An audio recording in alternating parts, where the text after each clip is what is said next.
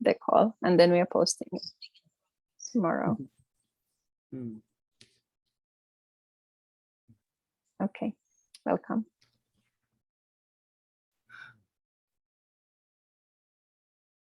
Okay, so I'm on, I guess. I dropped off. I don't know if it's the weak internet. The satellite might be off. Hi, everyone. Hola. Bonjour. Hmm. Yeah, this is officially the starting point, and I'd like to take it slow. We did a Zoom yesterday, and yeah, we're trying out new methods, new ways to explain or unravel the information. There's a lot. We know there's a lot. And unto myself, it took quite a while to land into an organizational space. We can start anywhere almost. There should always be a beginning. It's always challenging, isn't it, to try to put it into words. Like, how do you explain such a thing? How do you put into words the thing that happens outside of language? I'm always stuck with this situation since the beginning, and so would you. So I take my time with this, but thank you for being here. I want to maybe start with a question Mick posted to me personally, and I think it could hold like an image or a question thematic for us to hold. Something happens to the body, something happens to the energy, and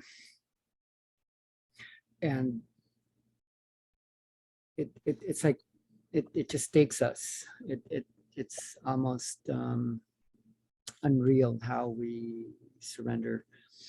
At the same time, I think Belinda asked another question, and I'm pretty sure it's in this group because Mick commented on it. It had something to do with light language. We could touch upon light language as well as a phenomenon and as an entry point.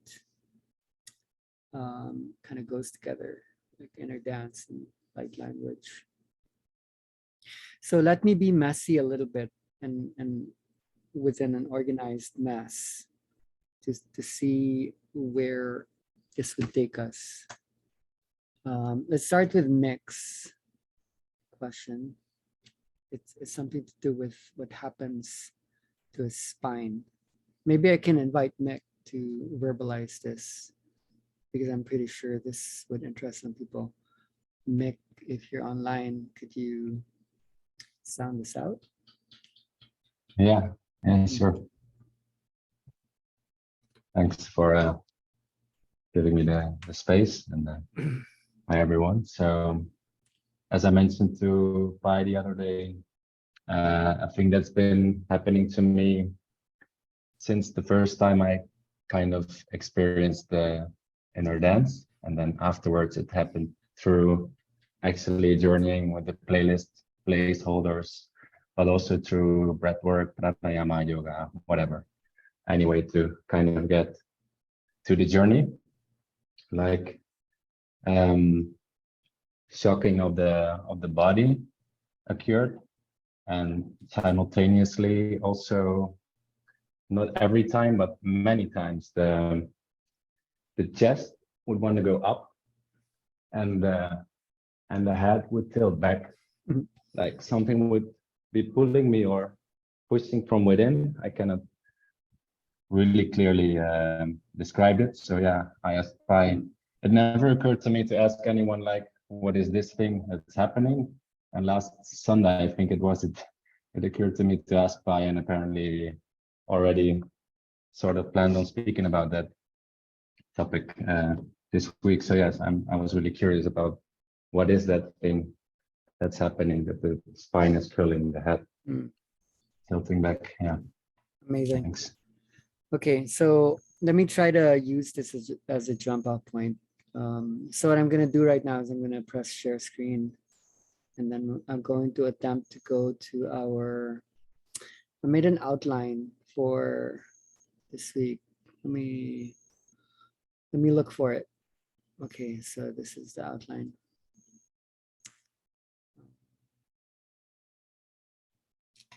This isn't really it. Okay, so in general, see, I need to arrange this. This is a Prezi outline. This is what we're going to be working on is why does the inner dance happen and how? So we're going to attempt to define the indefinable. Why does it happen and how, right? So within this topic, I want to start out at the end of the thing. And embedded with this, we did a Prezi yesterday, and I didn't know where it was, but I realized I was hiding it here. So this is what Nick is pointing at. I've seen some of you guys in action, Susanna, Marta, Juan, and some others. I've seen your bodies go into these, and you're probably familiar with this. This is something that happens. We're going to bring this up throughout the next months. Like what is that? Like when you look at it, it means a lot. It means nothing. It means everything. And it's pretty common in what is called the Kundalini experience. I think this is a good starting point. The body is speaking there, and it has something to do with the spine, right? So because you can't see the spine, it just looks like it's this awesome, mystical, energetic thing.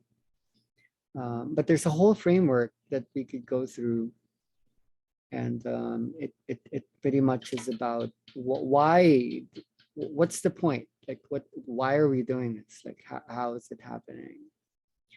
So it's not easy to really go into this. There's something about this energy that the more you go into it, we actually lose capacity to understand things.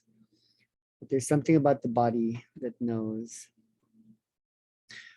There's almost like this schizophrenia where the body knows more than your mind, right? That's one central thing that brings us here. We kind of trust something about the body that knows something that the mind does not know. It's like I know something that I do not, and I do not something that I do know. So you trust that enough, and that brings you here. There's something about the body that is so vast and so deep. And let's keep this conversational. Some of my sharings and offerings might open up certain insights, certain questions that have been there for a while. So I want to evoke that within you. I want to provoke these questions, some of which are obvious, some of which are not obvious. And I'm going to bring up some scientific paradigms to hold some spiritual awareness to the thing. I'm not going to stick to the outline strictly. So even I'm kind of clumsy here. Wait. Let me figure this out. How do I work this? I took out my side view. And so I need to go to my panel. I think if we started with that, we need to look at the two systems at work. When you look at the spine is a pathway for two things.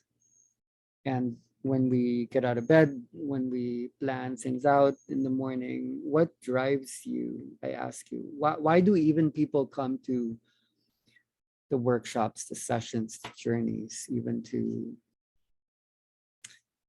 trainings like this? according to anthropologists, the two key motivators, the base motivators, if we weren't going into the higher chakras, would be called the stress and rewards pathway systems. Like people are avoiding what's called pain, and we're always seeking for pleasure. So there are all these dualities, and this answers an honors mix question, which is also like a statement. His mind is asking a question, but his body is stating an answer even before the question is there. The body knows, and the mind seeks an understanding. Like, what does my body know that my mind is catching up with? There are all these dualities, and let me look for where the system could be. Okay, so inner dance is interested in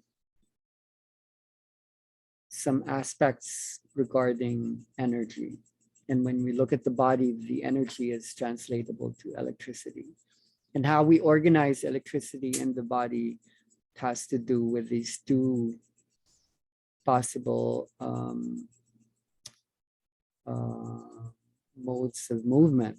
So when you look at the peripheral nervous system, especially when you think about the somatic nervous system, focus on the somatic nervous system, the voluntary part of the nervous system. So when you think about yoga, like some aspects of breath work, some aspects of the things that you can control, then we know that inner dance doesn't belong to that. Inner dance is about the things to do with your body that is involuntary, right? It's like the body starts moving on its own.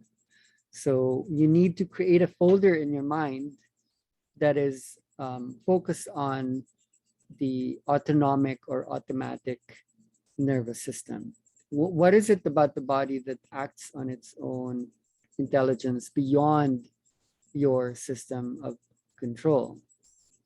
So to jump to the essence, to go straight into the core of Mick's question, the inner dance is basically like a co-activation between the two aspects of the autonomic nervous system, the sympathetic and the parasympathetic nervous system. Okay, so to jump, for example, into the sympathetic, the sympathetic is very much into action and also reaction. You know, we're not just creative beings, we're pretty much like responsive or reactive beings. And owing to the fact that we're pain avoiding and pleasure seeking people, the sympathetic nervous system is basically called the fight or flight mechanism.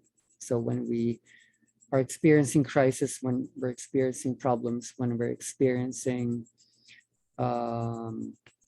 it could be anything from sexuality to near-death experiences. It could be anything that speeds up your heartbeat, that arouses you, that also makes you try to run away from things. That's the sympathetic nervous system. That's the more active part. And then the parasympathetic nervous system would be the way of trust. And when you relax, when you calm, when you digest, that's when everything seems peaceful. So that seems pretty ideal, right? That's the way to go. But we're not here to cancel one thing or another. The inner dance is a science of having both like in place. So let me look at what that could look like if you were to simplify. So the inner dance is a co-activation of these two things. The parasympathetic is about opening things up. It's about expanding. It's about relaxing and trusting the space. Okay, I like you, I trust you, this is beautiful, so I can slow down.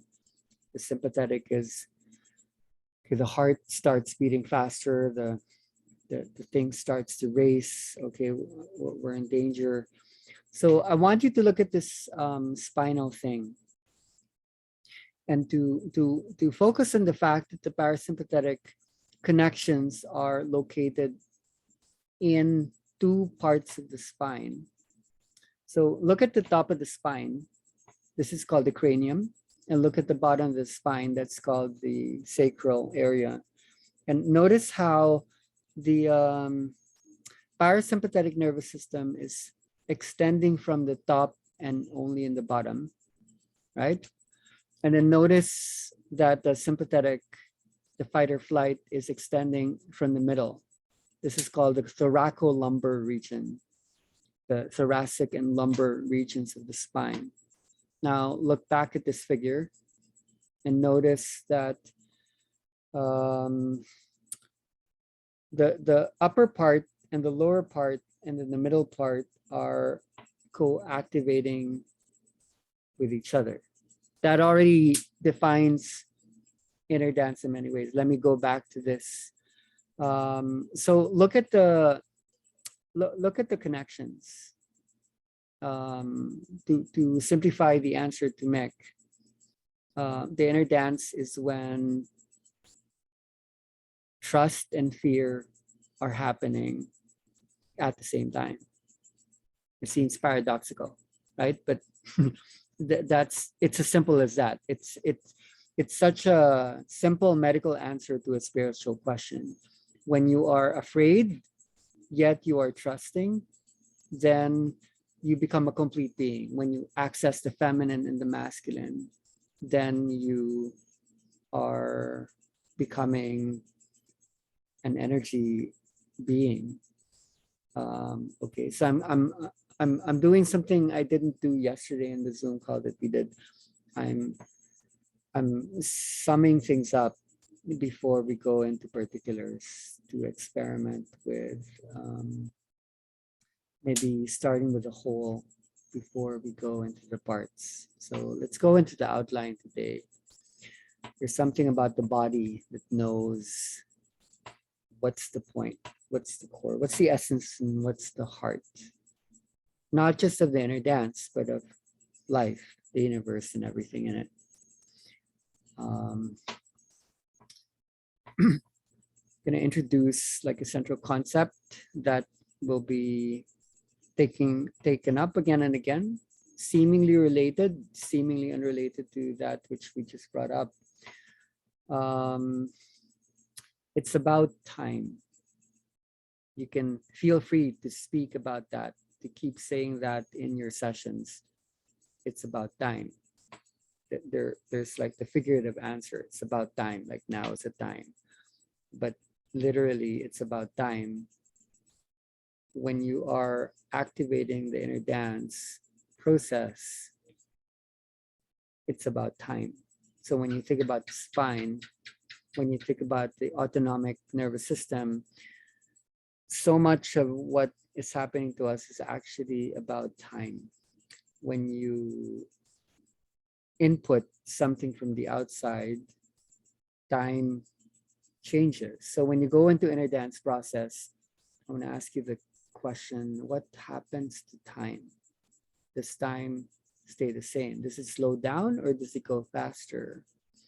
So one of the answers to what is inner dance is about altering time. And fear and trust alters time. When you're scared, when you're afraid, what happens to time? When you're trusting, when you're resting, does time speed up? Does time slow down?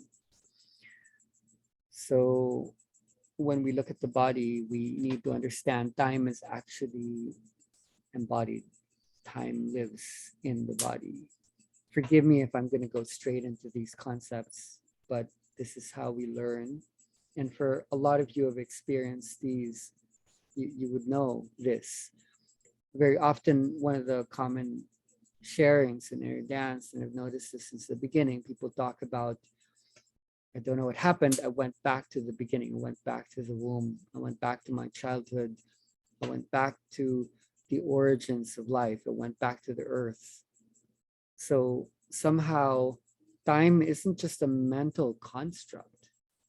Time somehow is in the body. And when you alter the mind and when you alter the body, you alter time.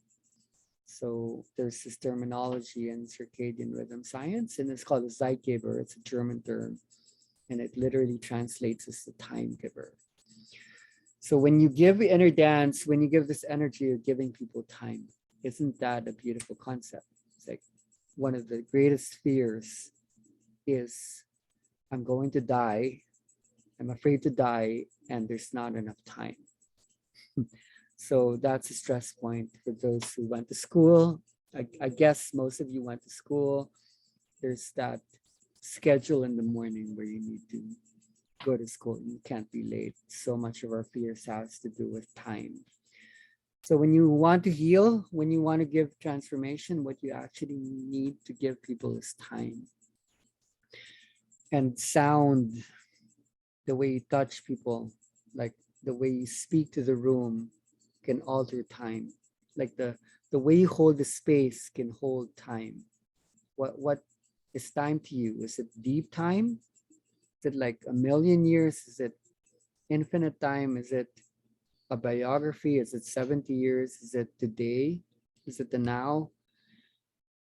Depending on where you hold the inner dance process, there are some cultures in the world that are very ancestral, and when they go into the energy, they go into like ancient memory.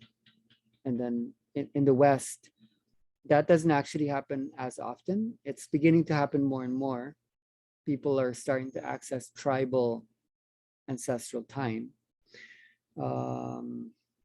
So I'm jumping between concepts here, but I do want to go into the body knowing. I want to address what happens when that schizophrenia is at work. When your body knows more than your mind, it seems almost like there's two of you. Like your mind is still active, and I've been watching people go into the trance state very often. They would go to the retreat center that we had here in the Philippines, in Palawan, and literally people could go so deep.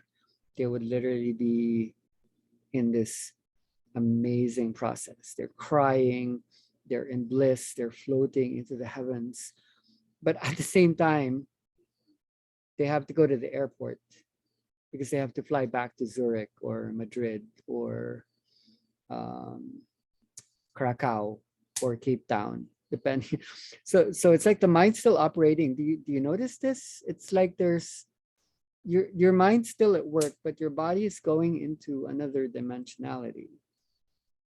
Like there were these two timescapes. Something is getting much older, yet something is still quite new.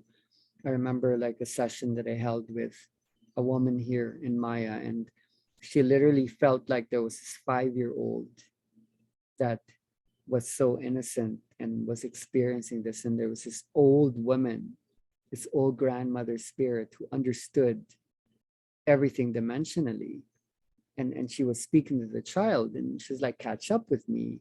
But then the child was like, oh, okay, I'm going to you.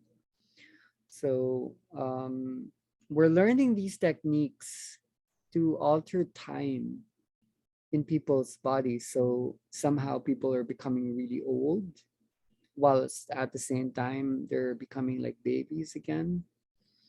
So going back to the thing with the spine, I want to introduce you to the concept that the different parts of this actually holds different sections of time. So let's say you put your hands on someone's head or someone's heart, someone's belly, abdomen, the back of the spine. You're holding different time zones. And when you learn to hold these equally, when one categorical mistake some facilitators do is they go for what creates the cathartic, the intense, the energy awakening. But what they don't realize is this is about a co-activation of different parts. So let me move to maybe a different screen. Go to my notebook here. I guess you can see the, wait, let me import an image. I think I took in like a chakra system thing. So in the process, the question I would have is the energy going up or is it going down? I mean, people talk about the rising experience of the life force energy, the divine mother. I'm almost giving a hint to the answer to the question. We're somehow going into the middle of things. For something to go up, something needs to go down. If something doesn't go down, something doesn't go up. So to give more awareness to the inquiry Mick brings about, let's pretend that I need to make adjustments to my screen. Let's pretend that this is the spine. This thing is the spine. And we can put representations into the chakra system. Okay, 1, 2, 3, 4, 5, 6, 7. Okay. Something needs to go down. Something needs to rise up. Right? Something needs to go down. Something needs to rise up. This is obvious. You only need to spend even a minimal amount of time holding the space to understand this really basic principle. Something needs to go down in order for something to go up. If you try to make something go up all the way through and something doesn't surrender, something doesn't let go, that the thing doesn't go up fully. So in a way, something needs to go through what is called an involution process so that an evolution process takes place. So in many ways, the highest chakra doesn't always need to be the crown or the violet. It might actually be the green and the heart space. This is somehow where we're going to meet. This is your bread and butter. This is your grist of the mill. This is your technique. If you don't know how to do this, you cannot facilitate this energy. If you don't know how to let people surrender and let go, and then simultaneously, exactly at the same time, if you don't know how to make the energy rise up, you won't be able to do it. If you cannot speak to the fear to allow ego to die, and if you cannot speak to the highest so that something goes up simultaneously, you need to be like Mother Kali and Mother Shakti at the same time. You need to kill them and you need to love them at the same time. You need to be that insane. You need to be that crazy. If you're merely speaking to their ego, you're just shaming them. You're just letting them feel like they're less, that like they're not worthy. And then if you're people pleasing, if you're like feeding their ego, then they're not surrendering. So I'm speaking this in a linguistic way, but if you know how to do this in an energetic way, and music is one of the most powerful tools, how do you create a construct, or I think a better word is a concert, speak the language of sound, image, meaning, which is normally conveyed in words, electricity, magnetism, touch. Use all of the techniques possible to allow something to go down so that something could go up. Then whether you use music or not, you can do it. You can use it in a conversation. simply by way of speaking to their fear. Like, are you afraid? What are you afraid of? What is your highest fear?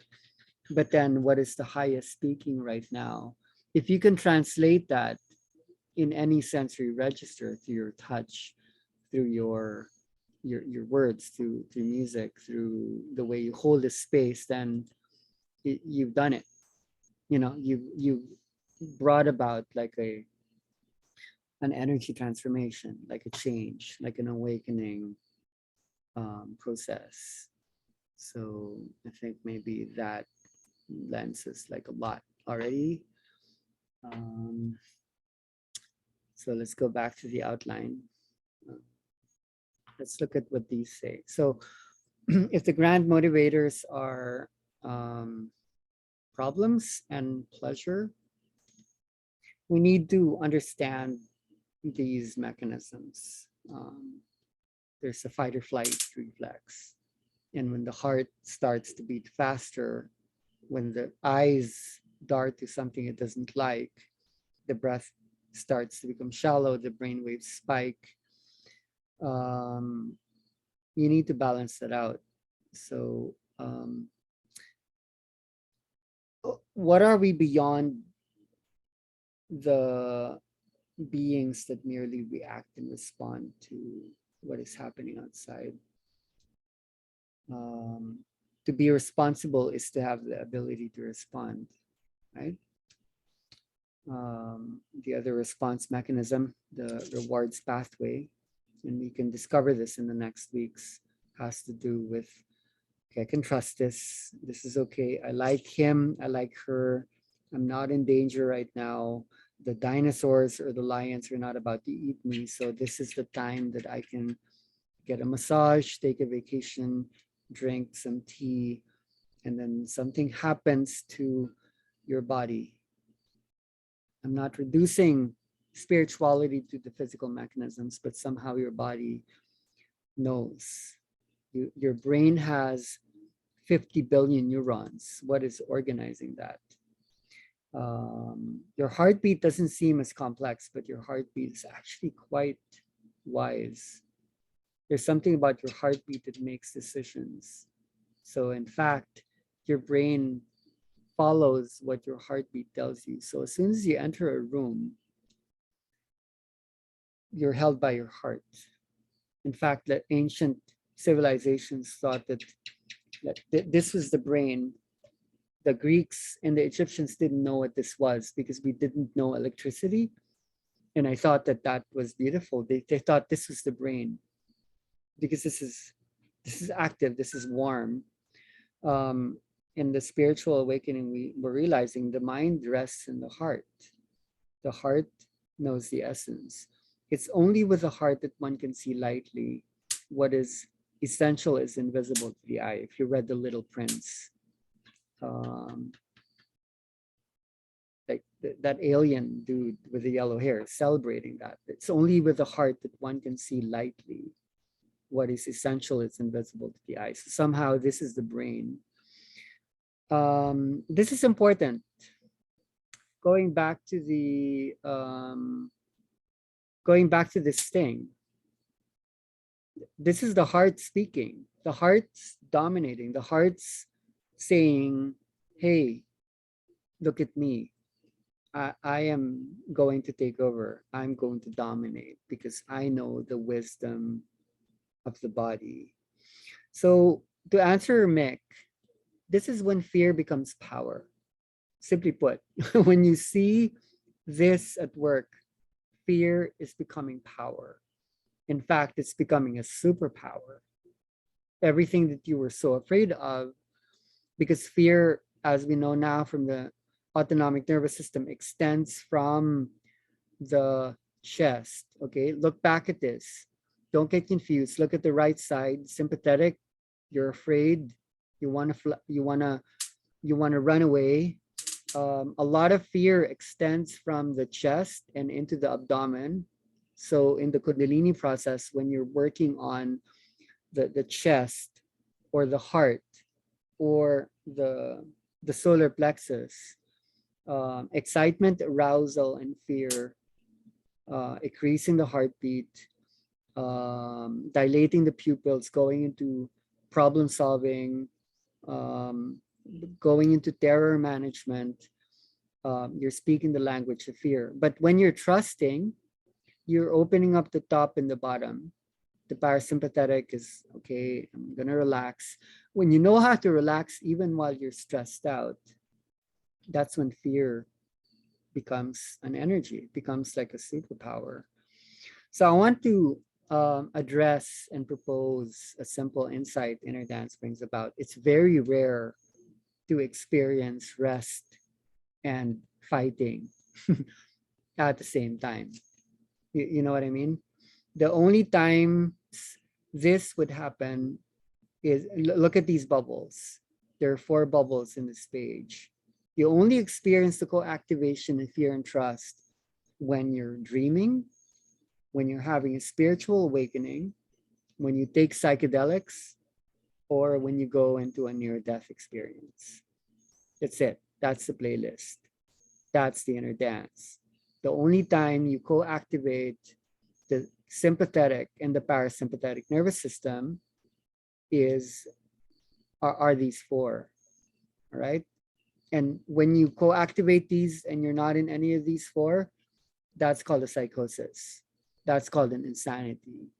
So when you look at this, and a lot of you live in the so-called real world, you know when you need to go into sympathetic. I have to go to work, I have to go to school, I have to take care of the kids, I have to go to the bank, I have to do the laundry, I have to go grocery shopping. And then when you're done, you can have a glass of wine, you can hang out with your friends, you can let go. So there's something about the human societal design that's almost separating these 2, so that when you're supposed to relax, go to Bali, go to Palawan, go to Goa, go to Ibiza. And then when you need to go to work, go to Madrid, go to London, go to New York. We don't know how to balance these 2. And so this is how and why, this is the point. This is why we're doing what we're doing. So we want to understand the energetic, we want to understand the mental, the intellectual, but there's something about the body that really wants to speak to us. It wants to say, hey, you didn't understand me from the early days of our journey together. The body, for religion, for Western philosophy, has been like it's been degraded. It's like physical, it's reductive, it's something that could die. But why is it that so much of the spiritual awakening is going into the body? So a terminology that you would keep hearing now is the word embodiment. Embodying the infinite, embodying spirit, embodying your essence.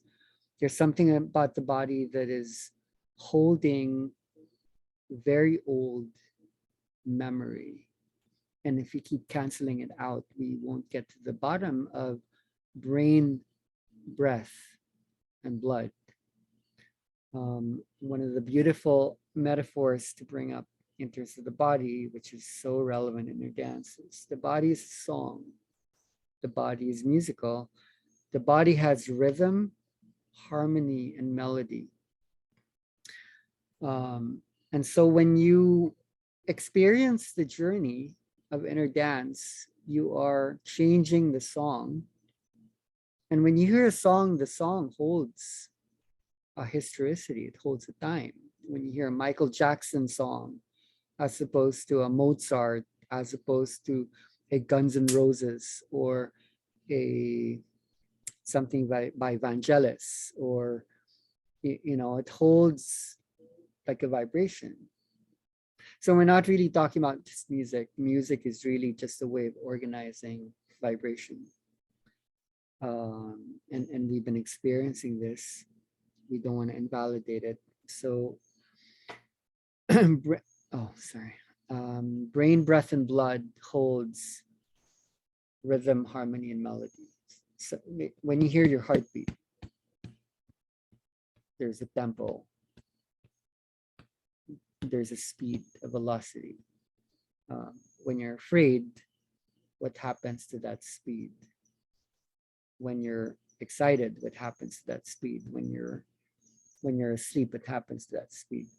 I think the main point here is, if you're going to hold space for other people, if you're going to be held by the space held by others, you're altering these. How? You're changing people's brains. If you hold the space, you're changing people's brains. What's not so obvious is you're changing people's heartbeats. How? And does that matter? If you're changing people's heartbeats, what are you doing? You know, is that okay to change people's BPM, beats per minute? You're also changing people's breath patterns. Is that okay? Is that right? Is that wrong? I'm not going to make judgments. I just want to state the obvious. You're going to alter people's bodies and minds. Do we want to understand it, or do we want to mystify it? So clicking on this body thing, entrainment is a science that studies how things outside affect the things inside.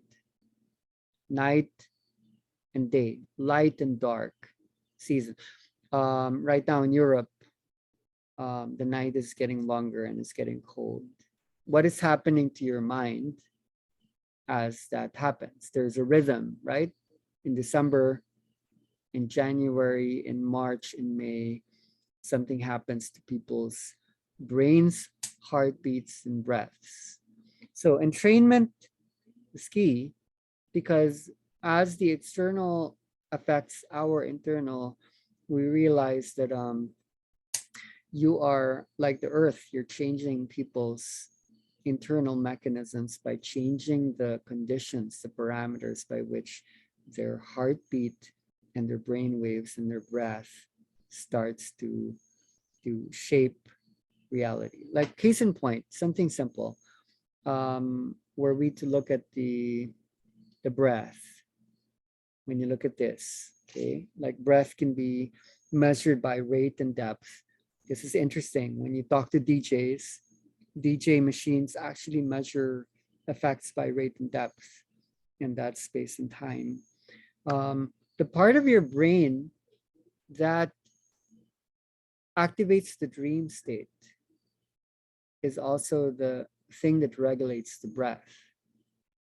And when you go into the dream, time just goes inception on you, right? When you go into the REM state, into the dream reality, that time becomes weird. So it's very interesting that the same part of the parts of the brain that regulates the dream is actually what regulates your breathing patterns. It's hard to make the connection. When you change your breathing, you change awareness. So even as you bring awareness to how you're breathing, like right now, the moment you bring awareness to it, your breathing starts to go funny on you. It skips, it slows, it goes fast. It seems to affect then the other parts of your body. There are waves all across these many, many dimensions. And there's anxiety, there's excitement, there's insight there. It doesn't seem easy to connect, but mind is embodied. And all of these sensations you're experiencing right now are not just yours. Every organism that ever experienced pain or pleasure contributes to how you are programming all of these, from like your brain waves, the neural oscillations from gamma, beta, alpha, theta, delta, sensory motor rhythms, mu, and high oscillating frequencies, super slow and super fast. um, to breath rate and depth, to this is your cardiac output. You can measure your heart's activity based on the speed of your heart. But not only that, also the stroke volume, how much blood is passing through you, either when you're scared or when you're anxious or when you're trusting. These will change. And so much of our thoughts, our belief systems, our ways of behaving are actually influenced by these. So going back to the autonomic nervous system, autonomy asks the question, who is moving? Like when your body is moving like this on its own, who is moving you? Autonomy is about the will, right? Who's in control? Are you in control? Is your mind in control? But what is this bliss? What is this deeper state when something else is in control? When you give up control, there's actually absolute control. But you have to surrender your control for you to access something is in control of today, of tomorrow, of yesterday. And it's almost like you need to watch the unraveling of absolute reality. Like I'm gonna witness this, and somehow you cooperate even with your worst enemies, and somehow there's a creation process in the body, in the mind, and in the spirit, where something is moving you. Like something is moving you. So the parasympathetic, no, I've gone into this, sorry. So autonomy is about that, like who is in control? What is the autonomic nervous system? Let me shut this off for now. The autonomic nervous system is the part of your body that you can't control. I mean, you could try, right? Could you control your brain waves? Can you control right now? Like I dare you to control your spleen, your pancreas, your liver. I dare you to control your heartbeat. Can you control your BPM? Can you control your breathing beyond like an hour? So the autonomic nervous system controls all that. How are you controlling that complexity? Are you that intelligent? Are you that smart that you actually know how to coordinate 50 billion neurons, each of which has 10,000 possible connections? How can you control a quadrillion connections when you're taking a walk on the road, when you're driving a car? How can you control that? Right? It's that I can't control that, but the thing is, something is in control. So the autonomic nervous system is in control, and that seems to have divine properties. You need to consider this, because when you hold a space for people, you're actually controlling them. Even the most subtle shift in the music will control their heartbeat, right? Even the smallest change in the way you touch their bodies, you're in control. And that's beautiful, because they're giving up their control. They're allowing for trust coming into the space where everything's happening for a reason. But because you're taking responsibility, you're actually touching people's hearts. You're actually pumping people's lungs. You're manipulating people's brain waves. Everything that you do will alter them. So the autonomic nervous system is in control. And you don't need to think about this too much, because everything is going to happen for a reason when you trust. So when it comes to fear and trust, who or what is in control, the answer is actually the past. It's history. Some people might call it trauma. So why are we doing this? Why are we why are we doing this? Looking at this image, the autonomic and the sympathetic and parasympathetic, the how you responded as a child controls you. It's about your response mechanisms. When you were in danger as a child, how did you respond? How did you react? How did you create your own reality? This answers why are we doing this.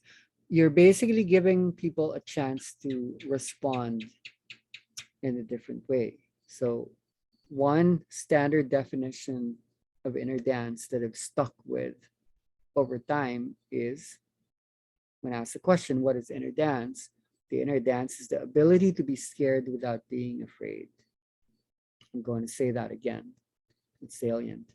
The inner dance is the ability to be scared without being afraid. So think about it. When you lay down, when you close your eyes, and then when you expose people to these different trigger mechanisms, from the music to touch to the words that are spoken, you're putting them in that situation where they're going to open themselves up. Okay, they're laying down, the eyes are closed, and then you hit them with something that triggers the heart, triggers the adrenaline, cortisol mechanism, the fight or flight. And suddenly they're feeling anxious, but they're stuck there. They're laying down, their eyes are closed, and they can't run away. So when we're reactive and when we're responsive, normally when our eyes are open and we're vertical, we're standing up. When our ego is in place, there's not usually a chance to respond out of the ordinary. Like, oh, I don't like this person, I don't like the situation, I'm gonna run away, I'm gonna fight. Because we are bringing this opportunity for a different response mechanism. One of the reasons why we're doing this is we're giving people a chance to respond in a different way. We're giving them the ability to respond differently. This is important. A lot of early facilitators are actually, when you look at this term, reactivating. When we keep saying the word activating, what are you activating? When we keep activating people to go into stress and rewards response systems, either people become highly sensitive, and then outside of the spiritual process, people just become so sensitive to the outside. It's like, I don't like you, I want to run away. Or we can actually even heighten addictive pathways. We would have to explain the dopaminergic nervous system, to explain this dopamine being the addictive drug that makes people feel the high. When we just keep activating the same thing, that's one thing. But how do you create a response mechanism where people who were in, let's say, sadness could experience joy. People who were in fear could experience courage. People who were in terror can experience confrontation. You know, that sounds simple. It's up to you. How would you take people through the range of emotions? Sometimes you do need to experience the dark before you come into the light. So these are psychological factors, but a lot of them do begin with very physical manifestations, which aren't personal in nature. Before human civilizations would come into the indoctrination of language and thought, a lot of our deep experiences of death and pain as animals, as chimpanzees, as monkey beings, as apes, as pre-humans, fear is old. It's really old.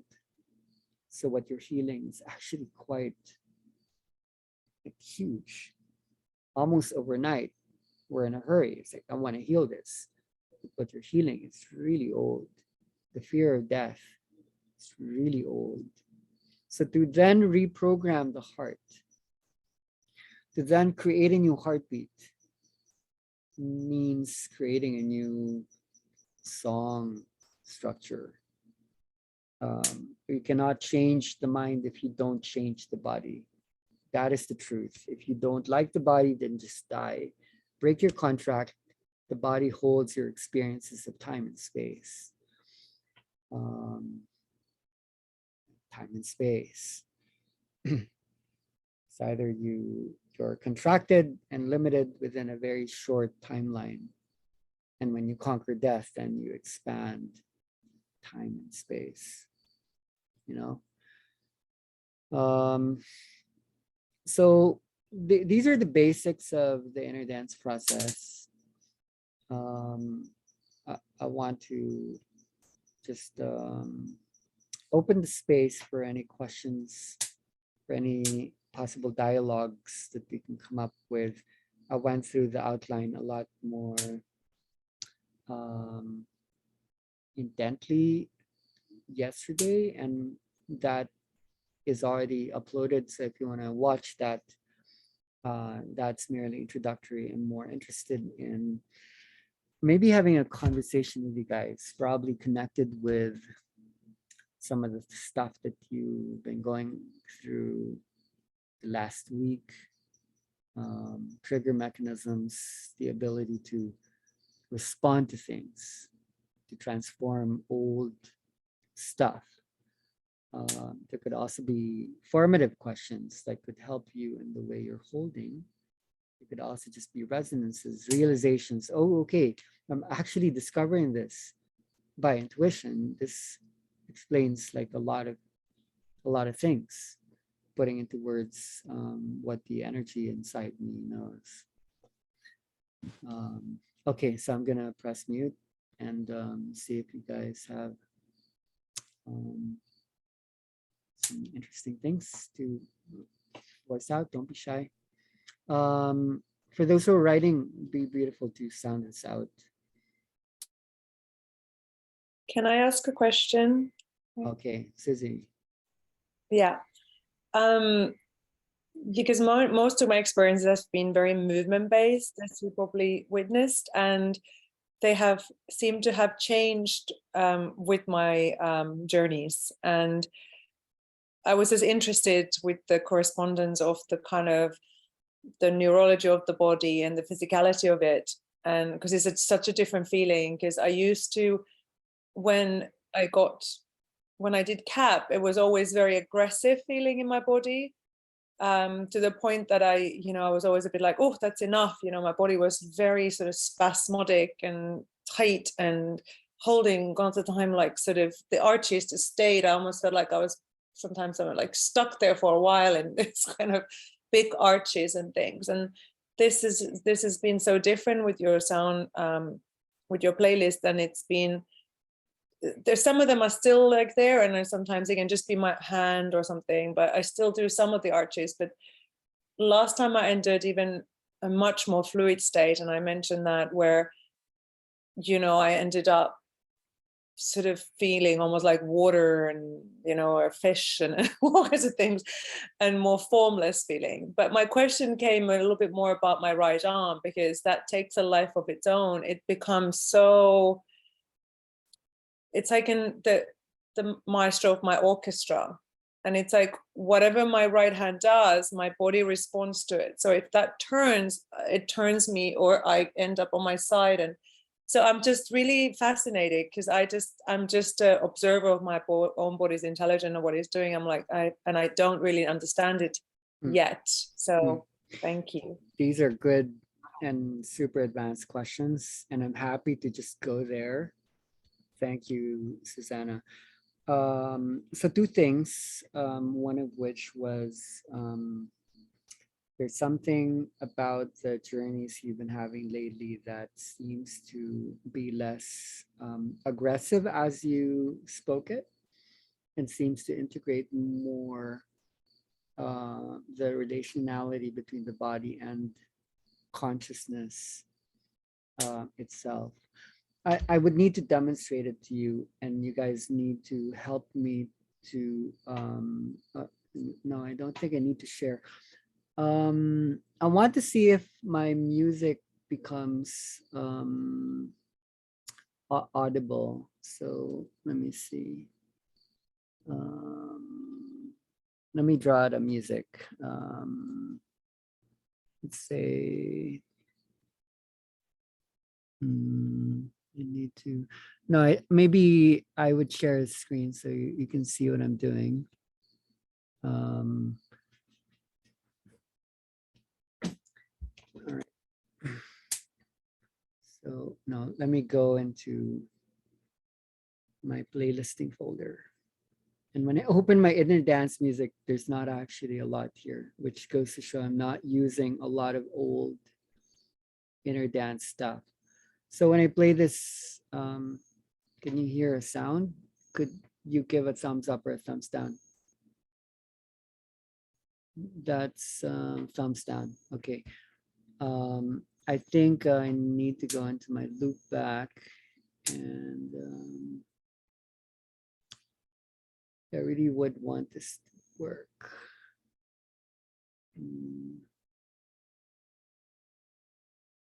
Wait. Maybe I need to go into a new share and then press share sound. Okay. Share. All right. So let me try that again. Do you hear the sound? No, you don't. We heard That's some bird sounds on it. That's probably from That's not it. Okay, let me just go into descriptive elements. If I had more time to set up, I would go into it. So when people mention cap preserves the old inner dance constructs. And what I wanted to demonstrate to you is how inner dance used to use music, which is very often how CAP facilitators in their trainings are taught how to use music, and we can use the images. The way the old trainings went, and I'm having to be partially responsible like for that, sorry to say.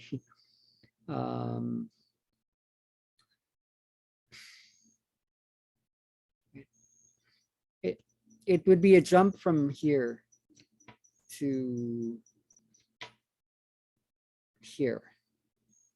Like literally a lot of inner dance processes would work by jumping from here to here, and then from there to there.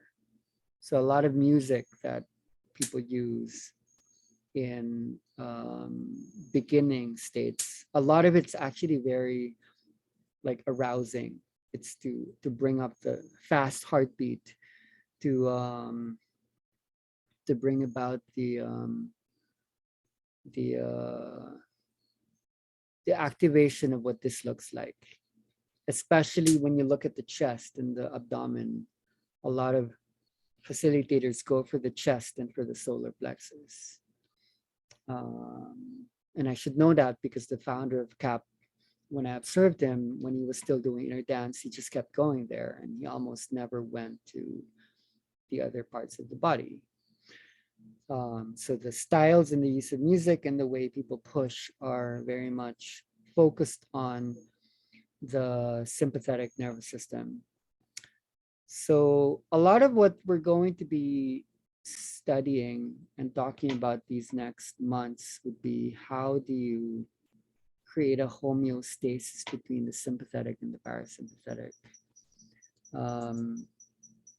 Like one of the correspondences with the chakra system in the body would be the endocrine glands.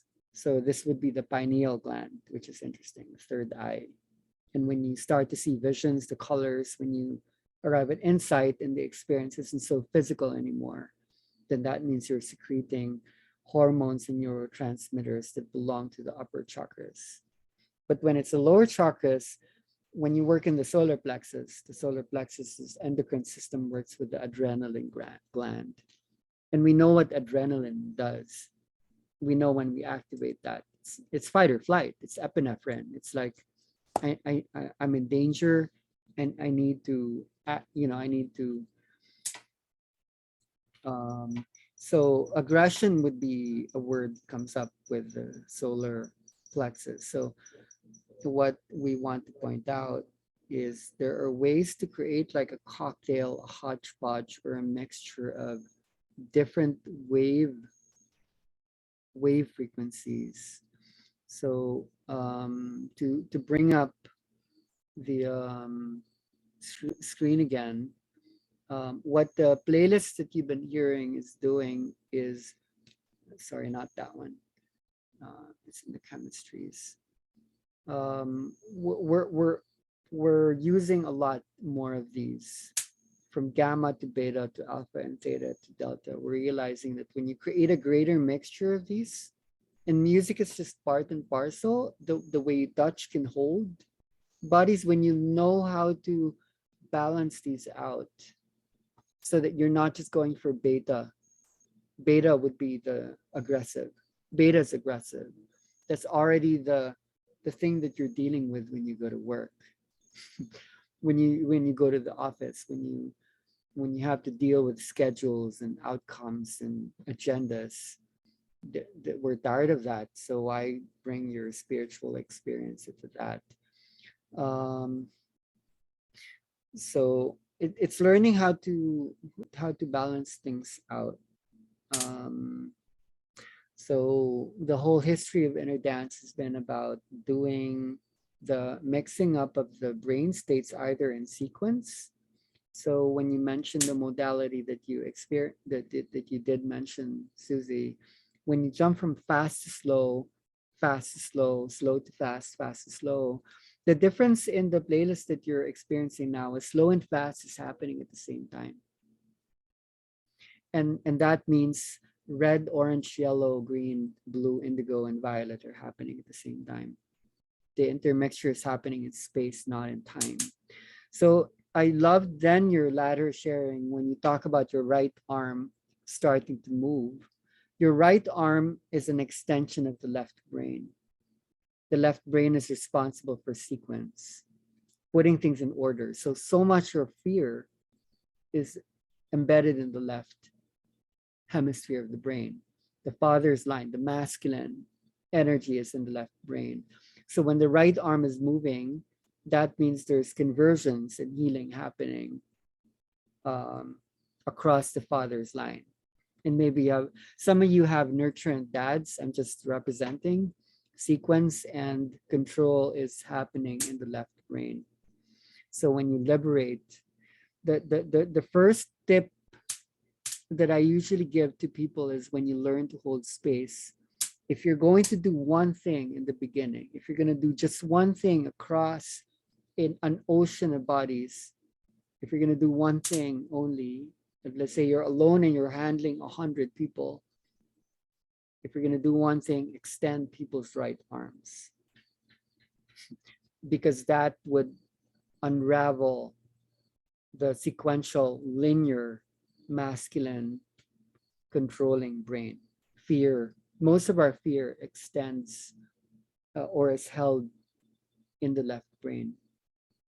So what you said, Susie, is actually very coherent with each other. So to be honest, even in inner dance, this is something we only found out maybe in 2015, 16, 17. And when we realized that when we're doing the more aggressive, more linear, sequential, jumping between stress and fear states, we were bringing people more into spiritual ego and addiction. So to counteract that, we realized that there has to be a way to bring about like insight. So when people start to see the images and colors and become aware, it's not just the phenomena, it's significant in terms of like you're starting to see the big picture. Even though it seems energetic and physical, sometimes there's like an awareness there where something's balancing somehow. I hope this answers some of your questions. It did. Thank you so much. It was very enlightening. Thank you. Yeah, and I provoke and invite a lot of you who will be holding space to input this into your work, like gently, empathically. That this is cool. This is exciting because as an artist, you actually have so many parameters and elements at your disposal to either hold people in sequence or in simultaneity. So I think Marta and Juan have 2 questions. You guys want to word this out? Thank you. Thank you for your answer. Yeah, it was really good answer. Yeah, I was needing it also, that answer. Thank you, Susana, for doing it. I have one question related to the thing you said at the beginning, talking about time, that you mentioned that when we are in a session and we travel to different memories of our lives in the past, that in that moment we are altering time. I always thought that it was an issue, that this was happening because we were entering into the subconscious mind, that it was happening because the analytical mind was switching off, and we were entering into the subconscious mind, and that is why these memories were activated. So I don't know if both are okay, both are related, or if the subconscious happenings because we are altering time. Okay. The thing that would bring structure and sophistication to this in the long term is, say, if you had a lot of time to consider this, holding space for so many people, and you're interested in how do I structure this so that I'm not generalizing people. I'm able to see patterns that are not the same as the Chinese, the Indians. And then in terms of personality types, there's an energy here.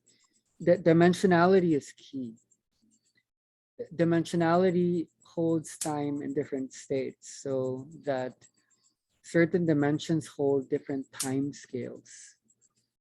This sounds complex, but it's kind of simple in a certain way. When you're with people who are taking things literally, when some people have a problem and they're literalizing it and they don't have the ability to experience metaphorical thought. It's like the thing becomes real, the content becomes real, and then they can't escape it. They take things literally. That's like a time zone. That's the dimensionality. And then there are people who hear something and they realize this is never just what it seems to be. It's like that movie Inception. It's like there's one aspect of time in one dimension, and when you go deeper into another dimension, there's another time scale there. So when you learn to hold vibratory states, it depends on how much you can hold.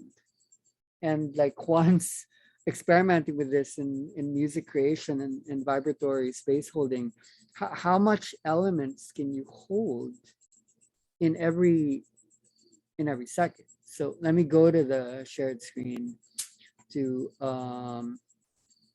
maybe, wait, how do I do this? To maybe really look at this in figure. How do I make this work? I think it's here. Create a new pic. I think we're in shared screen, right? So, it's backwards. Sorry. Let's make this thinner. So, okay, so let's say this is time and space. Time is sequential, so it just keeps going on one moment at a time. This is space. This is time. So there's something about consciousness that can only understand things within what's called the NOW. And the NOW is being influenced by what has happened yesterday and last week and is anticipating what is tomorrow. So there's almost like an hourglass where so much of what takes place in Spain is space is funneling infinity, so that there's like an integration point in the NOW, which then helps people to sequence things one at a time. So what happens in the spiritual experience is we open up like the funnel.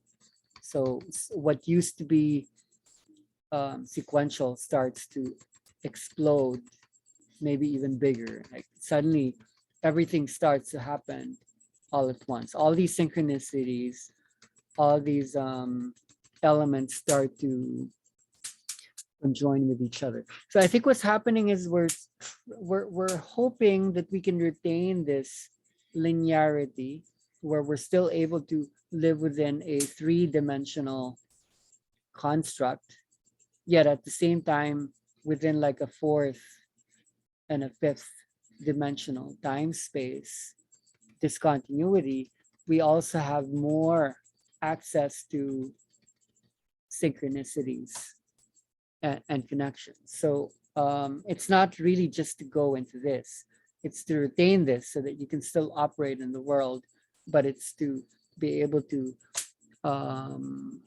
anticipate like what is to come. So when you learn to hold music, sorry, the thing is important. I need to go back to it. This would talk about the light language thing. What happens in language is one word follows another word, one at a time, like in a sentence. One of the reasons why people go into light language is not just the words, but the letters starts to uncombine themselves out of order. So this goes here and just it starts to mess up the order of things, because there is this advent, which is described in philosophy, where there's a becoming time of space. What happens to the baby when they're born in the world, when they have to grow up, that the baby is this, the baby is space. And when the baby is having to learn how to speak words in sequence, we have to become, it's the becoming space of time. So in many ways, the inner dance is the becoming space of time. But from the baby to you're becoming, it's a becoming space of time. So in a way, we're going into like a regression. So what's happening in the human right now is, even in language and in thought, and language does structure thought, we're moving from a very linear structure into a non-linear, like architecture. And one of the reasons why music becomes a primal linguistic device is music can hold a lot more than words. And because you can layer sound in music in a way that can't be done in a conversation, the brain and the mind adjust, especially when you bring them into this proprioceptive, when people lay down and when they close their eyes, they already are positioning their mind to go into a dream state. So when you expose them to other sensory registers, especially sound and touch, there's something about the linearity of awareness that goes really, really nonlinear. And when it goes nonlinear, then they experience time like in a different way. So the answer to your question is not easy to formulate, because depending on how you hold a space, depending on the inputs that you bring into the music, depending on how you touch the body, especially in the realms of embodied cognition, and this is something we took up in Madrid. You can either take people into the deepest history that is, depending on the vibration that you hold. Some people have made playlists where they would take in, let's say, the sounds from the rings of Saturn, like the recorded rings of Saturn, or the volcanoes in Iceland. And do you personify things? Do you give them sounds that would activate the biographical, the trauma? Would you reactivate the fight or flight, or rest and trust system? And how is it that a lot of people are saying, I'm remembering the earth, I'm going back into the collective consciousness? So the time scale is really up to you.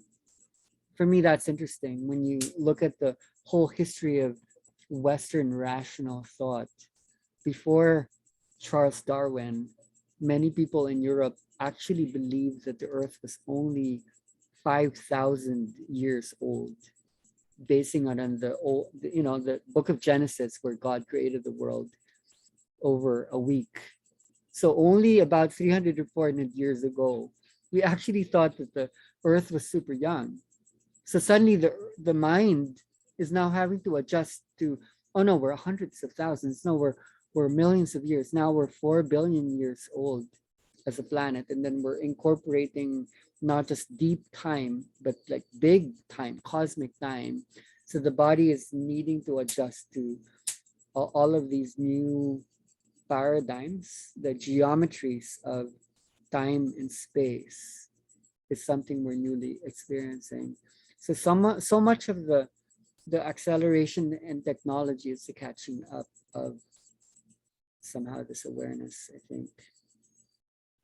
We haven't been allowed to experience and think about these things that we're speaking out loud now. Before, you could go to prison, you could get excommunicated by the church. There's like the Spanish Inquisition. It's only actually now where there's permissibility and allowance to expand our paradigms of who we are. And because consciousness is structured by time and space, if you want to talk about the architecture of consciousness, the only real meta structure that you could end up with that would be pervasive is you're made up of time and space. What are you made of? You're not atoms. You're not just molecules. You're time and space. If you want to expand awareness, this is what you work with. So if people are stuck within trauma, within their personal story, and they can't break away from it, how do you speak to the collective within them? You're so much older than that. Yeah. Thank you. Thank you. Another quick question. When we lay down at home, what's happened with the process? It's only about music, because now I start to see in social media that the people is moving energy by Zoom. So I want to know, just is the process is because the process of dream and music, or something? It's the co-activation of both. One, the becoming one of the duality. Already we are seeing the truth. I'm overwhelmed because I'm exposed to both groups. You guys are exposed to one group mostly. But when you put together the experience happening in both groups, how many people are going so deep alone? And it's not just in like this week. For many years now, we've been testing this out, and people are actually going somehow deeper, like some, not all, when they're experiencing this alone, thereby relieving us with the illusion that you need a master, a guru, a healer, a teacher to, because when you think about me, I didn't have any of these things. I had to go into a self-guru process where I had to find a teacher within.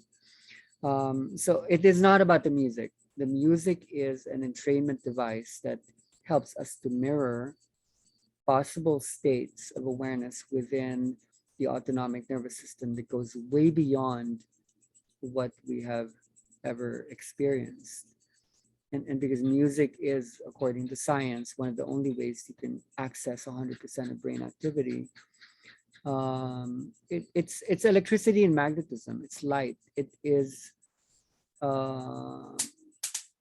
like the thing that it's fear having to go down and electricity going up. So when you talk about people who are experiencing healing through Zoom, same as in the workshops, it's really up to us. We just have to consider there are people who are experiencing that. Okay, do we really want to get stuck with the idea that I need the healer, I want the facilitator? The only reason really why that is a good thing is that a lot of people are living in skepticism and doubt. One of the biggest reasons for depression and suffering is we forgot how to trust. We don't know how to trust. So one of the reasons why we do need to help space for other people is that they are there to learn to trust. And when they still haven't yet learned how to trust themselves, they can at least trust something from the outside. That's a big step. So your role is not to sustain their trust in you. You need to creatively, spiritually learn how to bring the trust to themselves. Because the real, you know, when facilitators are so focused on, okay, I need to appear really well and I need to become powerful, I need to show up in a way that's really attractive and looking really good on Instagram, that's like a step. But if you really want to bring real transformation, you need to turn back the arrow back to them. Don't look at me, look at you. You know, like when I started the healing work, I never really healed people from in front of them. I would always be behind them because I would never want them to be confused that I was healing them. I always had to make clear that this is you taking absolute responsibility for your own work. I mentioned this yesterday, the most important paradigm to hold in the beginning, and this is for you too, for all of us to keep safe, that when you hold a space, make sure that people take responsibility so that there is no blame system. When a healing takes place, don't let them accredit the healing to have happened with the facilitator or the nature spirits or the aliens or the divine mother. Let them externalize it so that they will own the healing. But every time, you know, like I've seen many people face these problems where, oh, it was the entities, oh, it was demonic possession. Keep it safe. Anything that happens here is having to belong to the holographic representation of the energy field. You are creating your reality. So anything that comes up, like own it.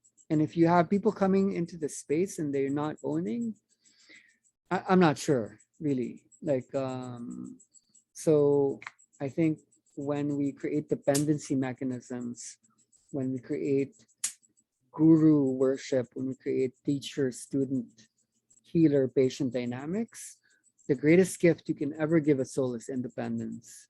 And if you're using spiritual practice to create dependence in people, I think we've lost the point, really, you know? So I think we're doing a lot by demonstrating that people can experience this energy from inside. This is a new thing. Even for me, it's quite new. I've been facilitating for a long time and people hold me in esteem, but I didn't feel good when people put me as a facilitator in a pedestal. So I enjoy all these sharings and people are really taking responsibility for their own like transformation. We should keep talking about this. Actually, this is important. Thank you. Thank you. Thank you very much. Yeah. I just wanted to say about that very quickly. I don't want to keep any time, but because I was so new to this thing, I think I did maybe 2 sessions with facilitators. And then I thought, well, you know, what can I just put music on? So I just went to Spotify and Google Kundalini and put some music on that sounded quite good, and some quite fast and some quite slow, because I don't want the hectic feeling. And then just lie down and off I went. And I was like, oh, I didn't need anybody. I was like, oh, whoa, what was that? And I was like, that's so cool. Then I would lie down in Finland, and then the forest, just like the leaves would start swaying after I just relaxed after yoga, and my body would start moving. So I just wanted to share that as a rookie person into the system, that I discovered really early on that I didn't need anybody to be in the room. I was, once they activated me, I was off. So Yeah. Once the phenomenon happens in someone's nervous system, central nervous system, which is a pathway for light and electricity and internal power mechanisms, you can't actually go back. You cannot regress. Once that has happened, it's like a seed is planted. It's just gonna keep going. So this idea that you need to keep going to session, I think it needs to be said, we're not here to create a space where we have the more students. We're here to create the space where we can teach students to become teachers, and then it just spreads. We're not here to create a greater student base. It's to make sure that everyone just becomes a teacher of themselves, who would then teach others how to teach themselves.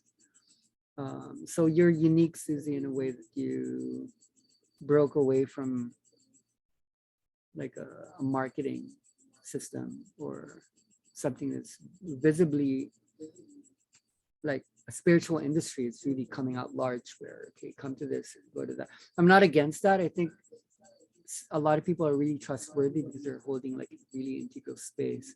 But one can feel when a spiritual industry is happening. And there are a lot of people who can see that and can transcend that right away. And I'm hoping Inner Dance does not become that. So thank you for what you're sharing.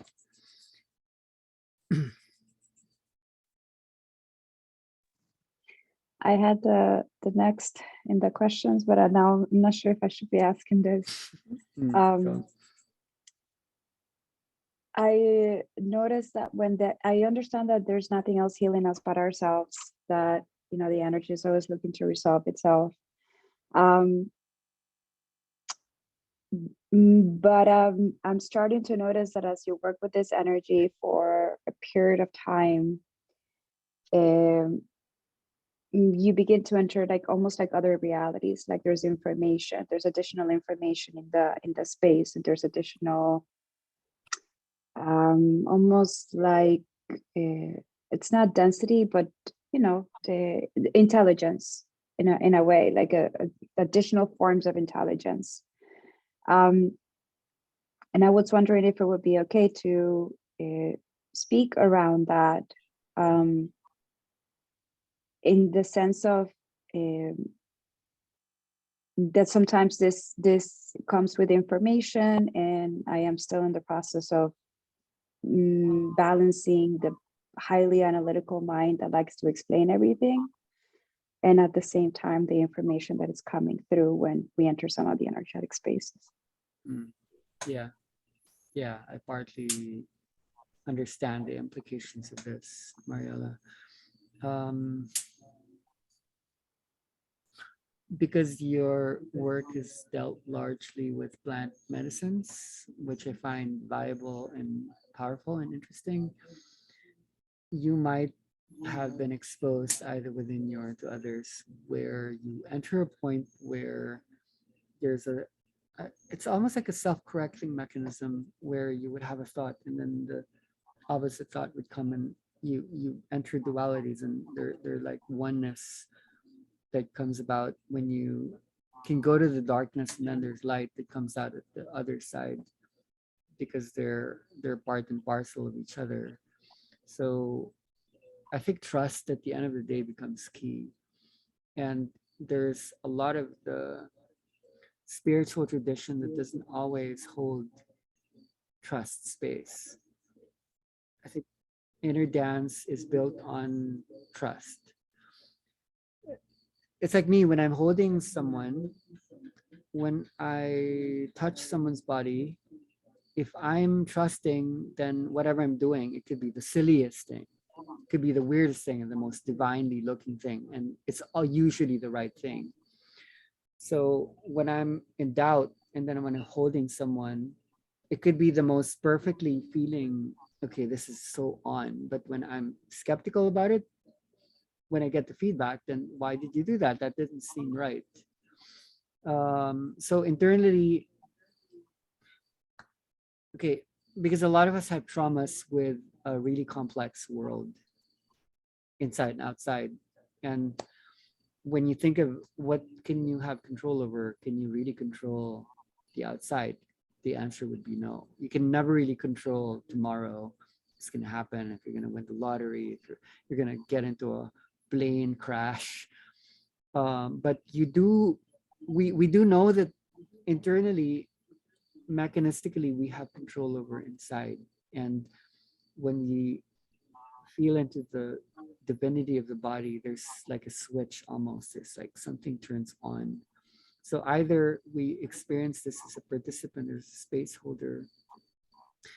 It's very creative. It's very intuitive. There's like a switch from fear to trust.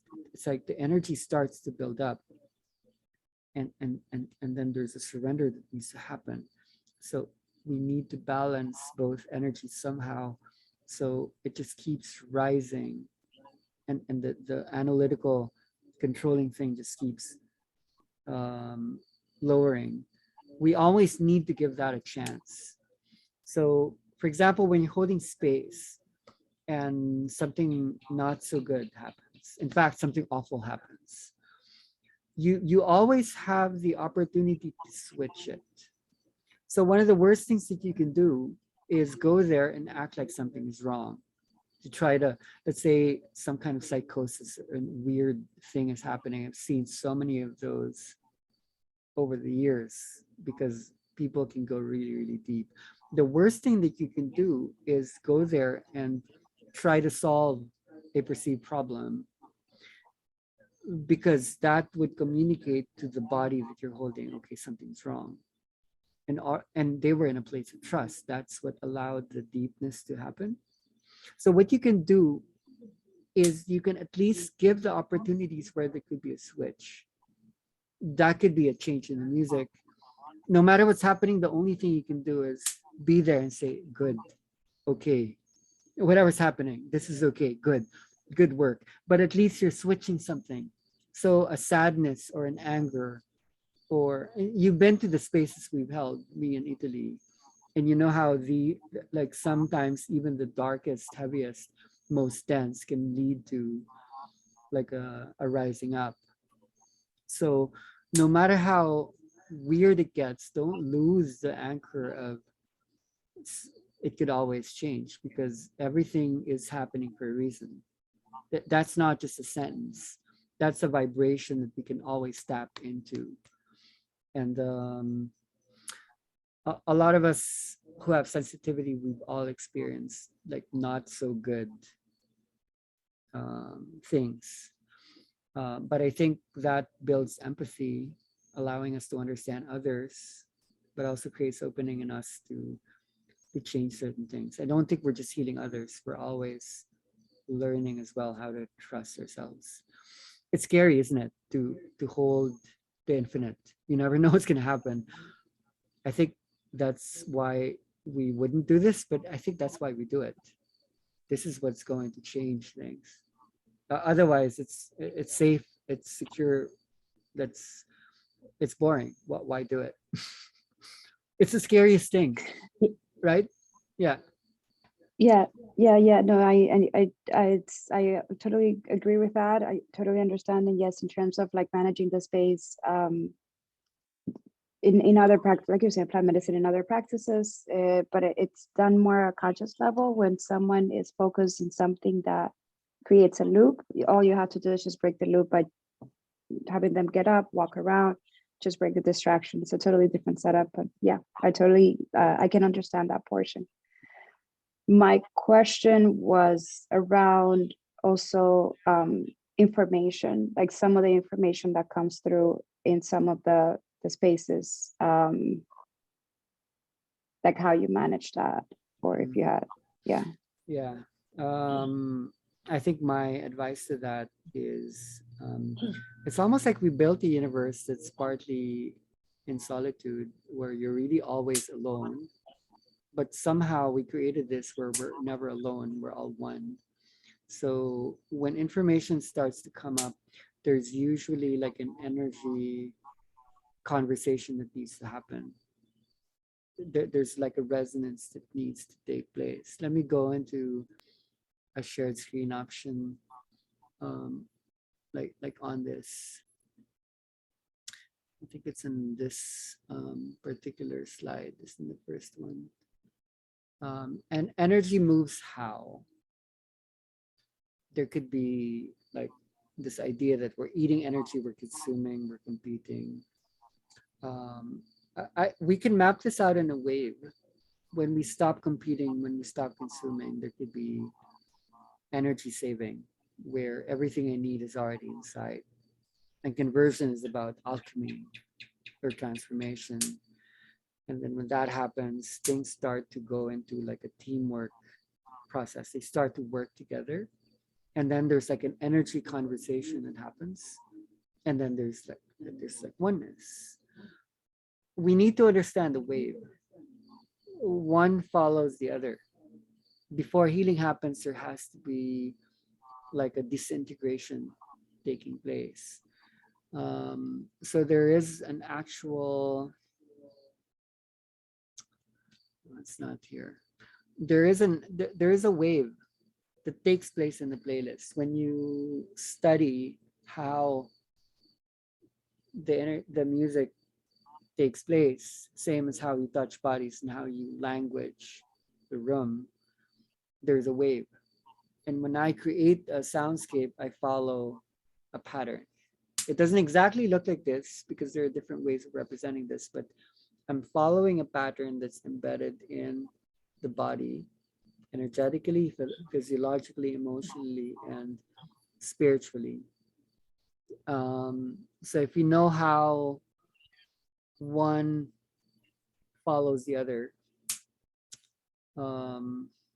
we would know how to move fear into trust. So before something comes into an energy conversation, which is where insight is happening, there still needs to be sometimes like a long disintegration where the mind isn't like getting in the way. And because psychology and mental stuff can be quite complex, to learn the ways of energy. For someone like you've experienced this because you've been holding journeys of different types for a while. So there's something in your body that kind of knows. I think in where you're at, you're really just gonna have to jump. You're gonna have to jump. You have to just do it at a certain point. At the same time, because we are studying together, we're not going to be worried. I think we're going to be doing things differently right now because we actually know too much. There's something about these waves that we kind of trust, but there is, I feel, a higher intuition that even I need to acclimatize to, that is holding some of these waves in different ways. I'm not going to go into a discussion on what the waves look like because we're still in an introductory phase. But information speaking, partly what you're saying, you do have an energetic literacy that is beyond what many people can read. You have a really heightened sensitivity, and some of that sensitivity needs to be desensitized so that if we go into a less few, more collective, but there's something that's you that's holding the collective. So balancing that out, I feel you've been waiting for the right time, right circumstance, right community, right context to hold that. And I do believe that you're on the way. You can correct me if I'm wrong. Spot on. And yeah, I'm in the process of working on maybe not so much of waiting for a community. So just, yeah. And thank you. Yeah. Thank you so much. Also to acknowledge for you and others that you're holding the north, south, and the east and the west inside you. You're working with all these directionalities, so it's not always easy. All right. Thanks. Okay, well, I see a whole bunch of raised hands. Lara, Stephanie, and Fernanda. Thank Lara, you. I think Bye. you came first. Oh, yeah. Who is It's speaking? Yara. Okay, yeah. Yara. Thank you so much. I was wondering if like this process of involution and evolution that is happening in each body is also happening in the macrocosmos of the space to all of the participants, depending on like, for example, a sound. So if I were to place a sound of water or the sound of a heartbeat, I will imagine that because each body holds the past in a different way and that can create like a different response to each person. And I have that happen to me in one of the intensives that we did in Costa Rica. I noticed that just like the sound of someone pounding into the floor was calming one of the participants, and in the other hand was triggering an anger response in my body. So I found it like really interesting to know how like even the bodies are oscillating like between these two energies, and like if the process will ever be like a collective energy, or if the magic happens when everybody's like going through the process in a different way. Yeah, that's a pretty intense question. Was it Flor and Andre who was holding that space? Yeah. Yes, Yeah. Yeah. The oneness often is being held by the space holder when they're in absolute trust. This needs to happen for a reason. And sometimes in the sharing afterwards, people would language. Definitely our goal is to make the whole room one. I walk across the world. It could be like a fast food, could be a shopping mall or a cinema, an airport, and I somehow get the feeling that this room could be one. This room could be one, but everyone is separate, going their separate ways. So one of our desires is how can at least some rooms become one. So when you begin to bear the intention to hold a space, already the oneness is on its way. You could be on the way to the workshop, the journey, and you begin to receive insights. And when you're still working on your trust, it won't be so clear yet. But the more you keep doing it, you start to get these nudges, these energetic imprints, these signs. And one of the most useful tools to have is a notebook. Carry a notebook, because even singular words would condense like a really big mapping of what everyone is. So then when you are in the middle, when you're already holding that space, your ego needs to die.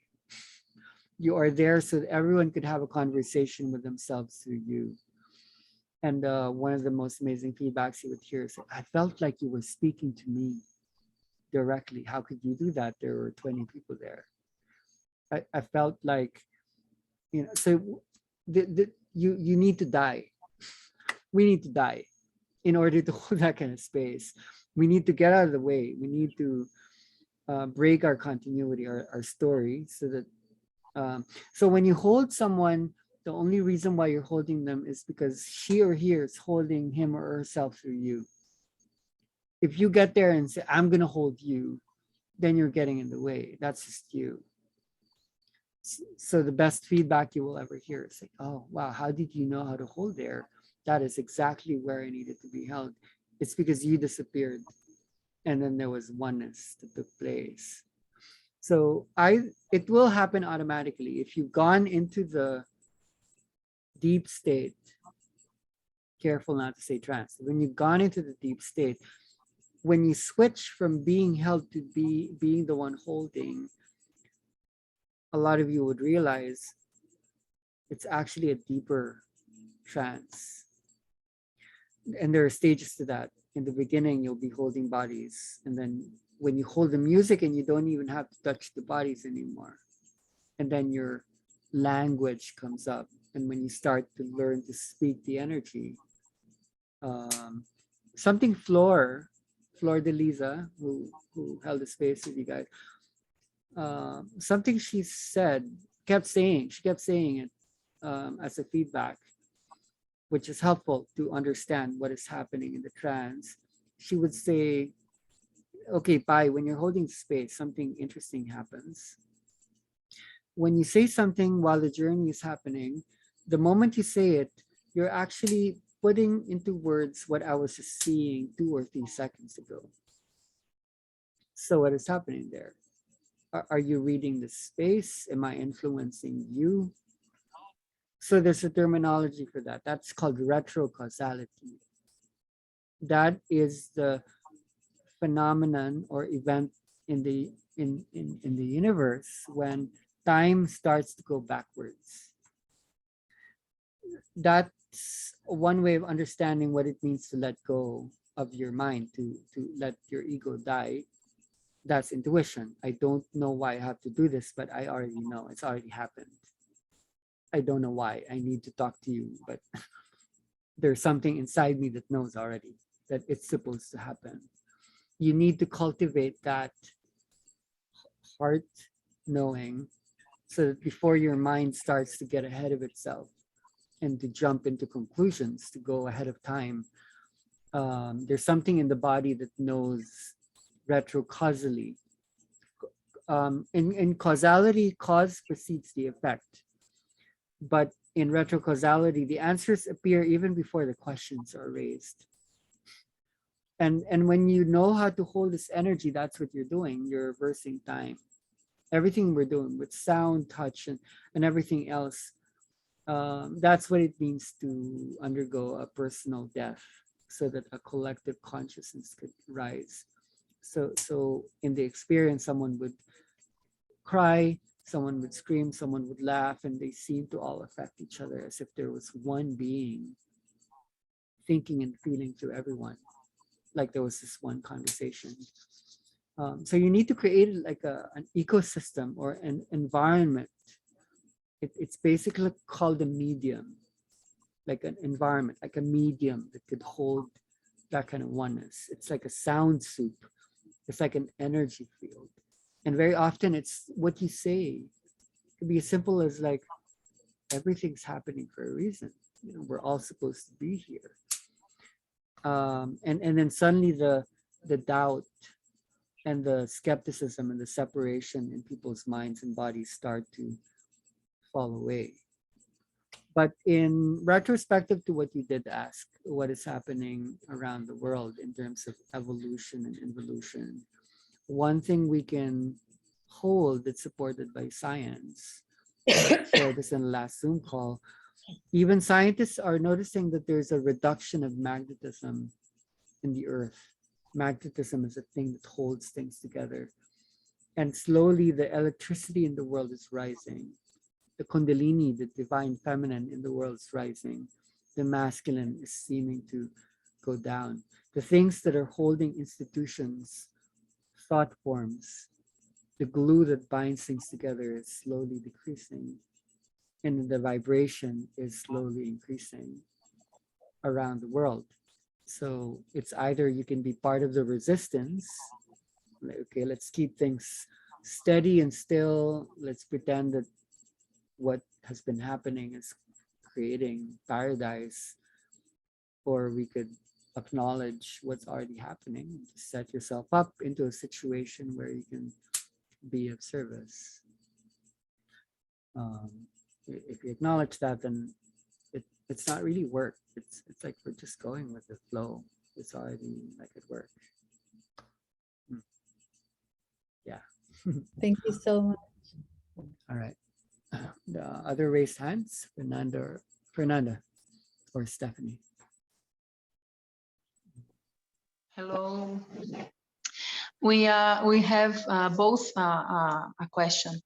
Well, I need to concentrate to speak because I'm from Brazil and I not speak English so well.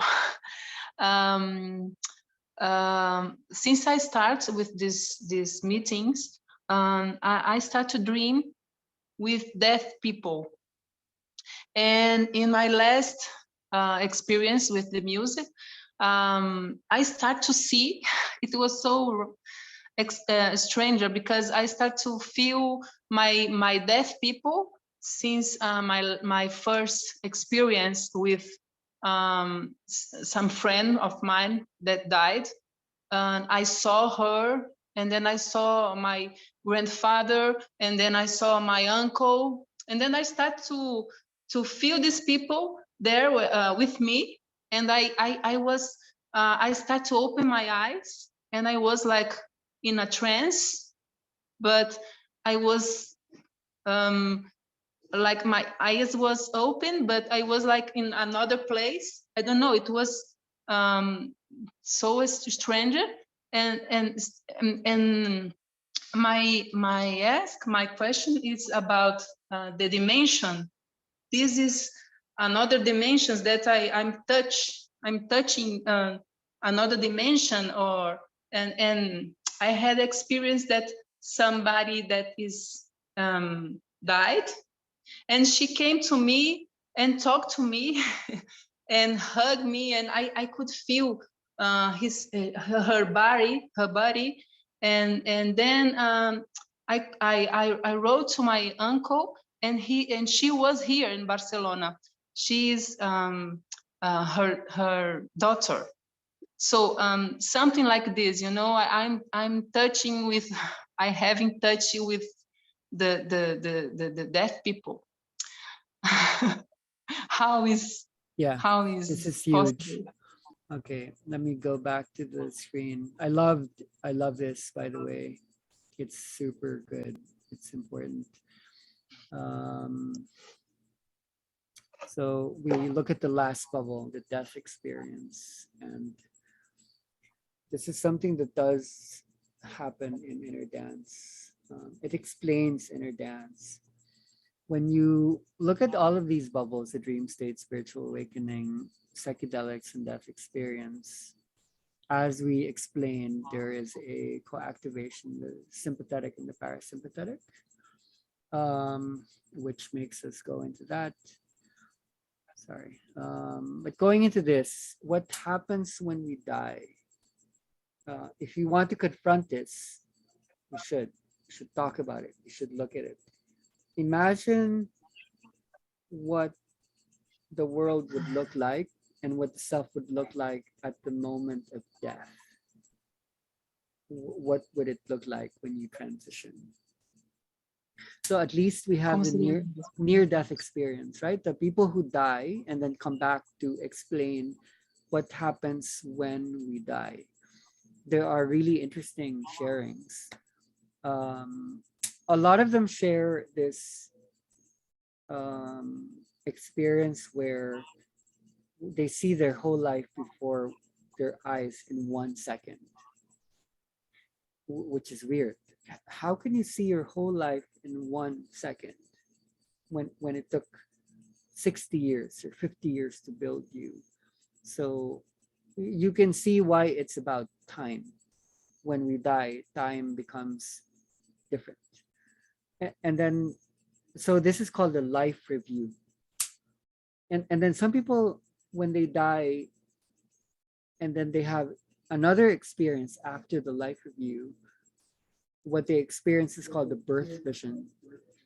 Let me describe it. Like before they go into the next life, it's like the opposite of the life review. They see their whole life before they even lived it. And they don't see it in a linear way. They see it in totality, like, oh,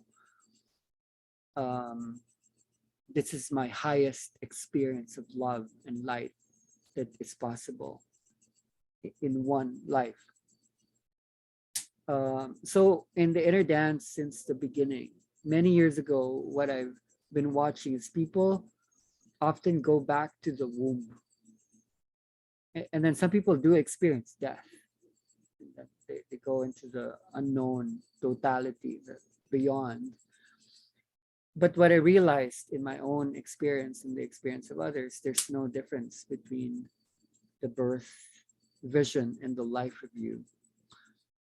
It's like outside of life, either you look at it before or after, it's the same. You're looking at the whole thing in one moment. So when you experience people who are dead, if you're not actually seeing stories and beings, entities, persons, one way you can look at them as energy is a birth vision, like the highest experience of love and light that could be possible within every single being. One of the things that happens when we die is, no, you can't understand this without understanding what happens when we're born. When we're born, everything is one. There's no separation. And then consciousness or spirit now needs to offload or send itself out into the outside. So from the inside, it now sends itself to the mother, the father, all the objects, all the situations, the places, the days, the events, the ideas, the thoughts. And then what happens in death is like it comes back to you. What has been offloaded and projected outwards goes back to you. And then something weird happens. This is how they explain it. You don't look at yourself anymore when you experience the life of you. It's almost like you will look at yourself as how everything outside you would be looking at you, and you will look at yourself in a way you've never seen before, in heightened objectivity without judgment. And you will just go, okay, I get it, I understand why everything had to happen for a reason. So this would explain some of inner dance. So when I present this image on the screen right now, when scientists began to study why some people experience the life of you and the birth vision and some people did not, they came away with one possible answer. And it's actually inner dance. And it's actually psychedelics, and it's actually the dream state. When you're about to die, and it's like a horrible death, let's say it's a scary death. It could be in a hospital, you're sick, or it's not a quick death, like you die in your sleep. It's a scary death. Let's say you were in an accident, or someone stabbed you, or someone shot you, or there was a nuclear war and you're slowly dying. What happens in your nervous system is you go into a panic, and your body wants to sustain your life. You don't want to die. It's like, I'm afraid, I'm scared, I don't want to die. And then the parasympathetic nervous system takes over and says, okay, I'm tired anyway, don't like it here anyway. I surrender, I let go. And as soon as the parasympathetic releases the fear, and there are neurotransmitters and hormones that either palpitate the heart, make you panic, or either makes you let go. When there's a co-activation between the fear and the surrender, when that co-activation happens, that's when your whole life flashes before your very eyes. So that explains why some people in the process, I've heard it again and again since the beginning. People keep saying, it's like, I saw my whole life in an hour. It was unbelievable. It's like I looked at the whole thing. It's because we were able to hold fear and trust all together. everything is one. In the beginning and the end, fear was actually just energy. Fear was really just power. But we had to separate the two. And that's how we created the chakra system. One went up and one went down. When we were babies, it was one, and then it got separate. So I think maybe, Fernanda, you are a scholar of not just death, but the death experience. If you're being given this, it would be interesting for you to explore what is there that we're so scared of. A French philosopher named Albert Camus said, when you conquer death, anything is possible. All of our fears are situated usually by the mother fear that we're going to die. But if we find out more about what's there, maybe we would change. So if you're going there, talk to them. Not just them, the energy itself, talk to death. Say, okay, I'm interested. What do you see? What happens after we're done here?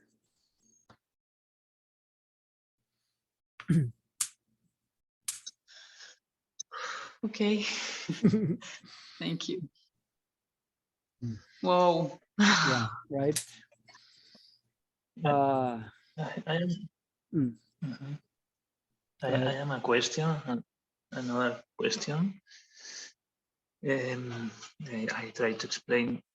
You ask about the look the horse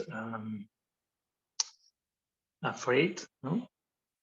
But when it's good to enter to the session with an intention, because there are some parts of the sessions that the mind not notice, no, it's outside the mind, but another parts of the session, the mind talk a lot, and another parts of the session, you can open like a windows, and one thought, it's a projection of energy, and you can feel that this energy open a line about the experience, no? You can inside this, and I don't know if this is the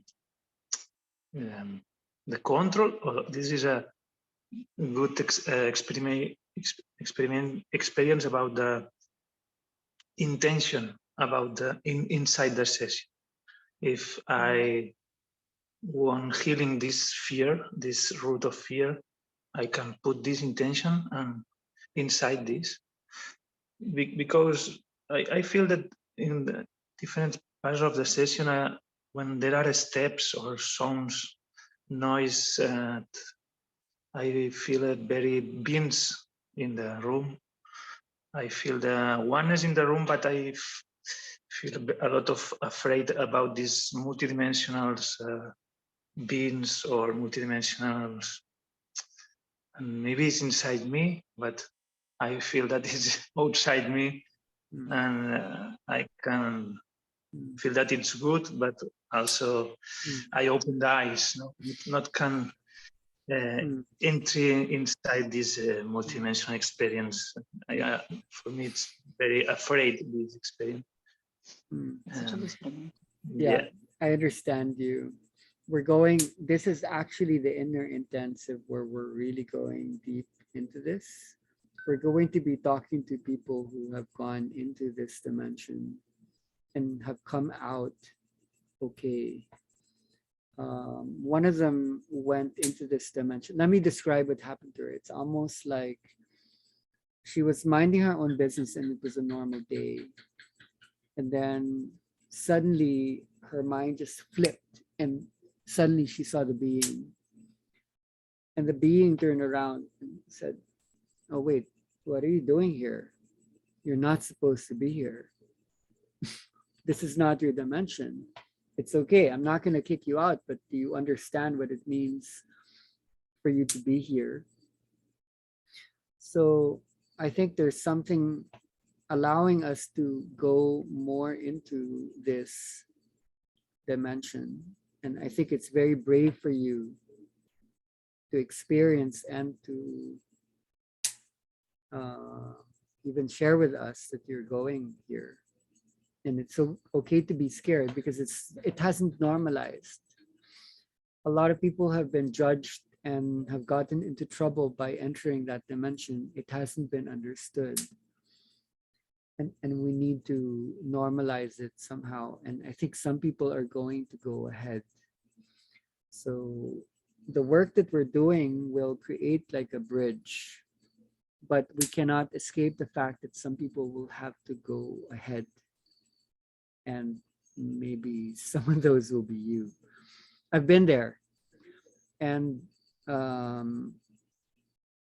in that space, everything is energy. You smell energy. Someone says something, it's energy. The sound is energy. Everything you see is energy.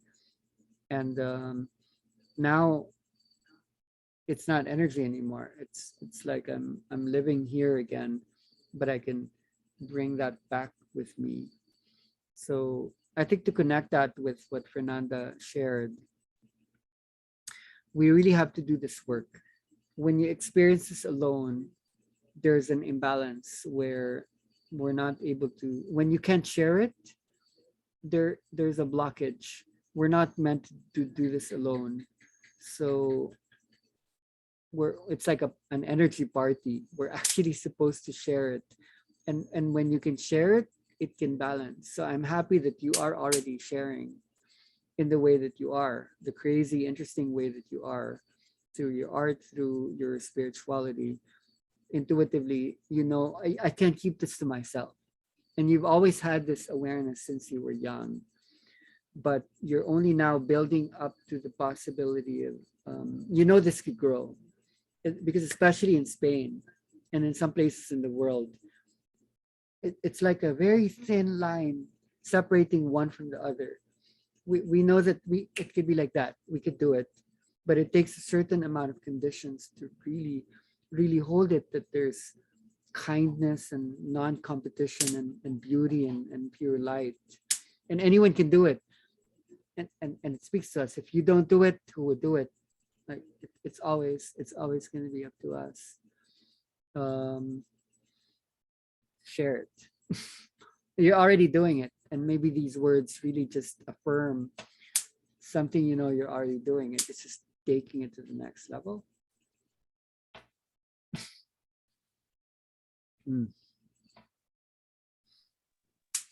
Thank you. Okay. Thank you. Mick, did you have your arms raised? Yeah.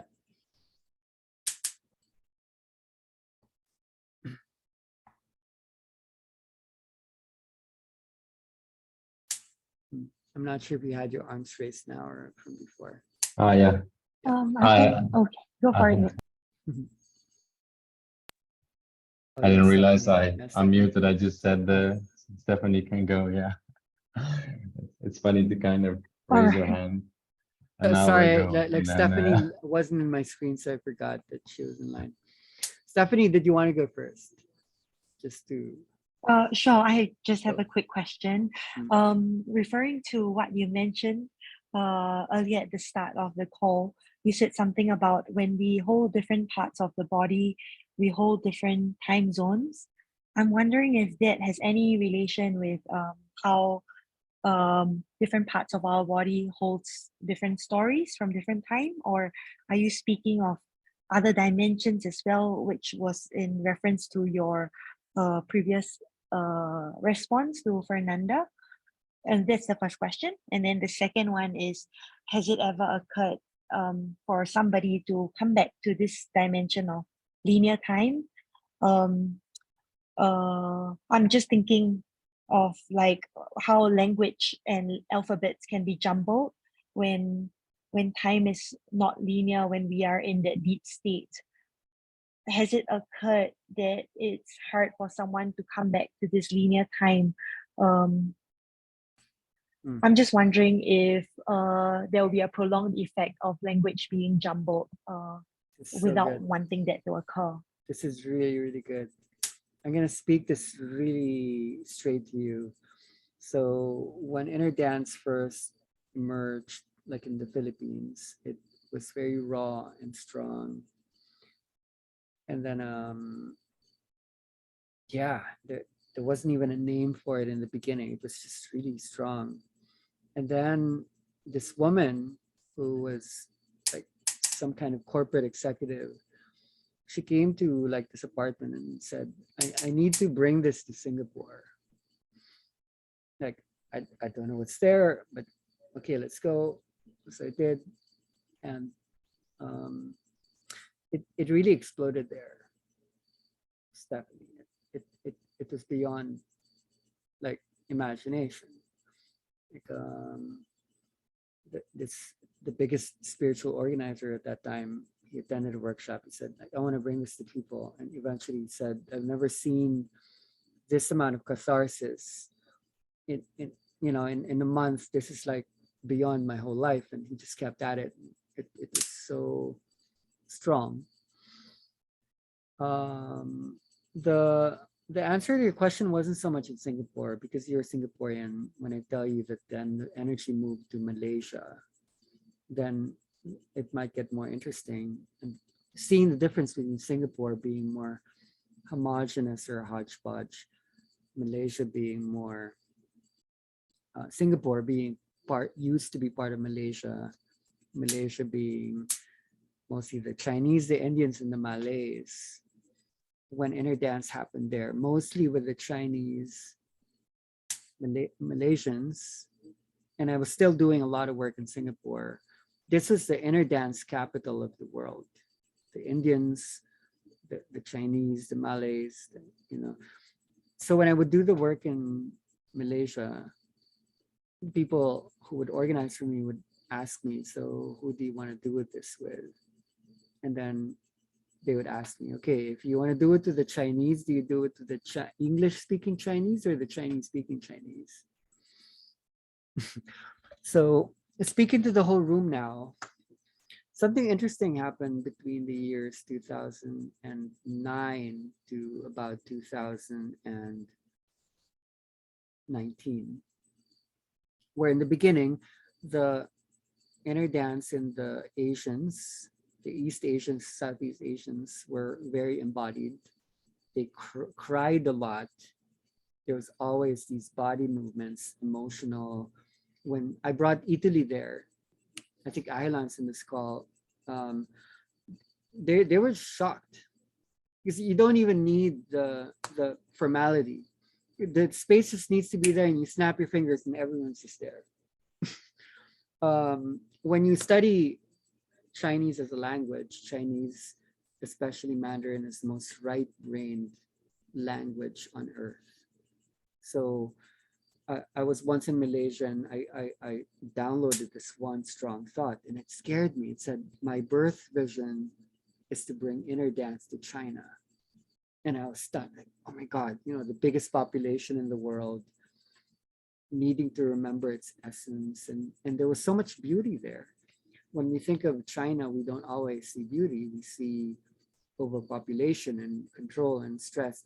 But it's almost like there was something embedded in the space that was saying, we are inner dance. We are the collective consciousnesses. We're not about individuality and ego. We're about like oneness, and we're just waiting for permission. Speak to the essence of your question, which is long-term. A lot of people were worried, because when I was doing a lot of the work in this region, I would keep coming back and people would just go into the emotion. They would cry, they would go into the body emotion, but it seemed like something wasn't operating on a higher chakra thinking aware level. It was resting in the lower part. So what was interesting was, in the beginning, there was a lot of body activation in the Asians. And when I was observing the Europeans, the Australians, the Americans, a lot of the time, they were seeing a lot of the colors, but their bodies weren't moving. Now, I don't know what happened, but suddenly, slowly, the Asians stopped moving bit by bit, and then they started to see the colors and the images. And then the Europeans stopped seeing the images and the colors, and then they started to go into the emotions and the body and the kundalini and the energy thing. I'm just going to pose that as a question. And I think the question about language and structure holds a lot of this. So in Singapore, my memories would have it that this light language is happening all over the place. Like inner dance was not happening without the light language thing. Like it was all like this alien, higher dimensions speak. And you're from Singapore, so you probably know the paradox here. It's a very spiritual space, but it's also very dense. The most millionaires in the world per capita are supposed to be there. When I looked at the charts once, Singapore had the highest contribution to climate change than any other nation on earth. Yet at the same time, there's something crystalline and super powerful that's converting within that dense space. And it just seemed to make a lot of sense. So I actually need to pay tribute to Singapore because so much of the global awakening, in fact, like began there. I had to leave it because based on the stages of development, there's something about the higher and lower chakras that needed to speak to each other. And people were going so high into this transcendental dimension that even I couldn't really understand how to bridge it yet. It was going into space. It was going into archetypal, and it was tapping into cultural normativities that I wasn't used to. It belonged to like what people were holding, like in their bodies. That having said that, there are gems and people who hold a lot of objectivity that's not just there, but is actually holding like really grounded like intelligence in the nature of her question is actually really balanced. So my heart, my mind, my body would never leave Singapore because my inner dance actually was formed out of where you are. It's a big mystery to me. So when Italy told me, oh, there's this person, something lit up. And I'm really just curious about the like what you might input into this in the long term. One of the reasons why we're doing inner intensive and this appeals to everyone is when you go into the energy, something happens really spontaneous and fast. And that's really good, but it's not always integrative. So when we learn to slow things down, you know, sometimes when people say, oh, nothing's happening, I wish something would happen, I'm not getting it. It's because we're speeding up as a mind, as a people. But we also now need to slow things down. And in a place like Singapore and in many other places, what is important right now is initially to contextualize what is this? What is here? Why are we doing this? There are trusting people and you belong to such a space. That's why inner dance grew so fast there. Where people don't really need explanations for them to go there. It can be like super duper weird. They still go there. But there are limitations to that. And if you want to introduce something to the institution, into the system is a better word, we now need to have discipline because we already know it's possible to spread it. It can spread. We know it's been proven. It's happened already. But how to systematize the spread is what hasn't been done. How to introduce this that it could be understandable in schools and in hospitals and so on and so forth. And the understanding of language and culture is very intrinsic. Linguistics and anthropology is very intrinsic to the understanding of the psychology, the philosophy, and the neurology that binds all of the disciplines that really embodies this. It's not just spiritual explanations. The story of the origins of language, the mind, the body, the brain, of culture are emerging from this. So when you do introduce this in Singapore and in Chinese communities and Southeast Asian communities, the thing that usually comes up is ancestry. Like people visit the ancestors very naturally in places where you're coming from. But what doesn't always come up is the scientific or objective systemic point of view. That seems paradoxical, understanding what Singapore is. So the culture and the system need to come together. Like when a lot of Chinese do inner dance, they see the phoenix, the dragon comes up. But what do those really mean, and how do you apply that, like in the world? So a brain needs to develop that makes these pragmatic and not just, you know, it's not helpful to sometimes go there straight without the contextualization. This is needing grounding. So how I perceive it is this, a lot of this began in Asia, and a lot of this is spreading across the north and the western hemispheres of the world. And if the energy isn't just something that we're doing, what if this energy is sentient? What if it's intelligent? What if it knows what it's doing? And it's just using us because it's so much older than we are. Then when we go into the experience, whether profound or not, it's taking notes. It's taking notes. And it's learning. It's putting things together. And mine was the inbox in Gmail and Facebook and WhatsApp that was receiving all of these messages from Africa, from India, from all around the world. It's like I was seeing the mind of the world from different parts in trance, and they were all so vast, and they were all speaking the story of the land from where the transformation is happening, and each and every one held an important space. So you need to acknowledge that I was born where I was born, or I might have moved different spaces. I need to acknowledge that I'm channeling the energy of the land, and it's never just my inner dance. It's the inner dance of the part of the earth that I am holding and I'm held by. So when you do the work, when you spend more time, when you devote, then you're healing something much, much bigger. It averages out.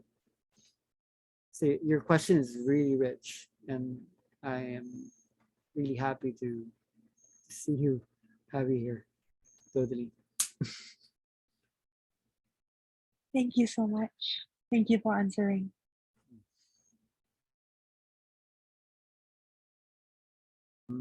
Fiona So let's or Mick. make here. Mhm. So what initially started like a clear question became a lot more along the way. So let's see what's coming now. I'm curious about. I'll just put it out there and we'll see what happens. Curious about several things. Like there's the three-headed dragon of the fear that all of us will probably meet in our path of awakening. Let's say it that way. The fear of dying, of going crazy, and being alone. So this is also kind of related what you were mentioning about the story with Richard, and about the 4 states where fear and trust are meeting, dying, and yeah, we just spoke about them before. I'm curious, where is the line between where we're talking of a psychotic state, and where is the line of the other side? Let's put it that way. And so this is like one dimension of the thing that popped into my head. And then on another level also, since there are so many dimensions to all of this, how can we still have kind of a moral compass and say this is good, this is bad? And coming from this also, the concept of responsibility, also when holding space, holding bodies, how are we or not taking responsibility, if it's even can be called like a conscious thing that we are doing? Yeah, how to judge if we have responsibility, if what we're doing is good or bad, and to deal with that whole matter. So I hope you can Yeah, make any totally. sense of that. I'm not the right or best person to answer this, because when I went to the island and into solitude and then outside of the world, I really transcended all of these dualities. And you know, when you're a hermit, all of these release mechanisms take place, and I literally witnessed my mind experiencing the good and the bad, living it out so that it would just get canceled out. So good and bad for me was actually right now like an acquired experience, but I don't see myself performing bad and irresponsible activities for the sake of it. But I think we're making it up, and we are needing to approach maybe a plane where we are allowed to decide what is good and bad. I think that's what makes this a tricky question. Who decides? Because good and bad would change depending on the time scale and the culture and the personality that you come into. Where this would just be functional is stages. What I'm observing is when people go into something really deep,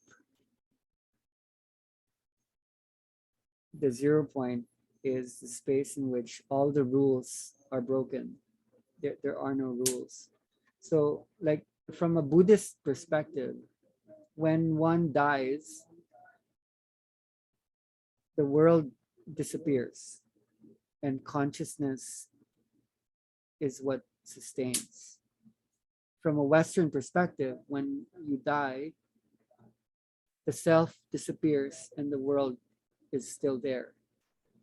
So when you go into a spiritual awakening, there's something very crazy that happens where the self becomes invalid. You become really humble, you become really small sometimes, and then the world becomes invalid. It's all an illusion. The world is an illusion. You don't know what's real. Or am I dreaming this up?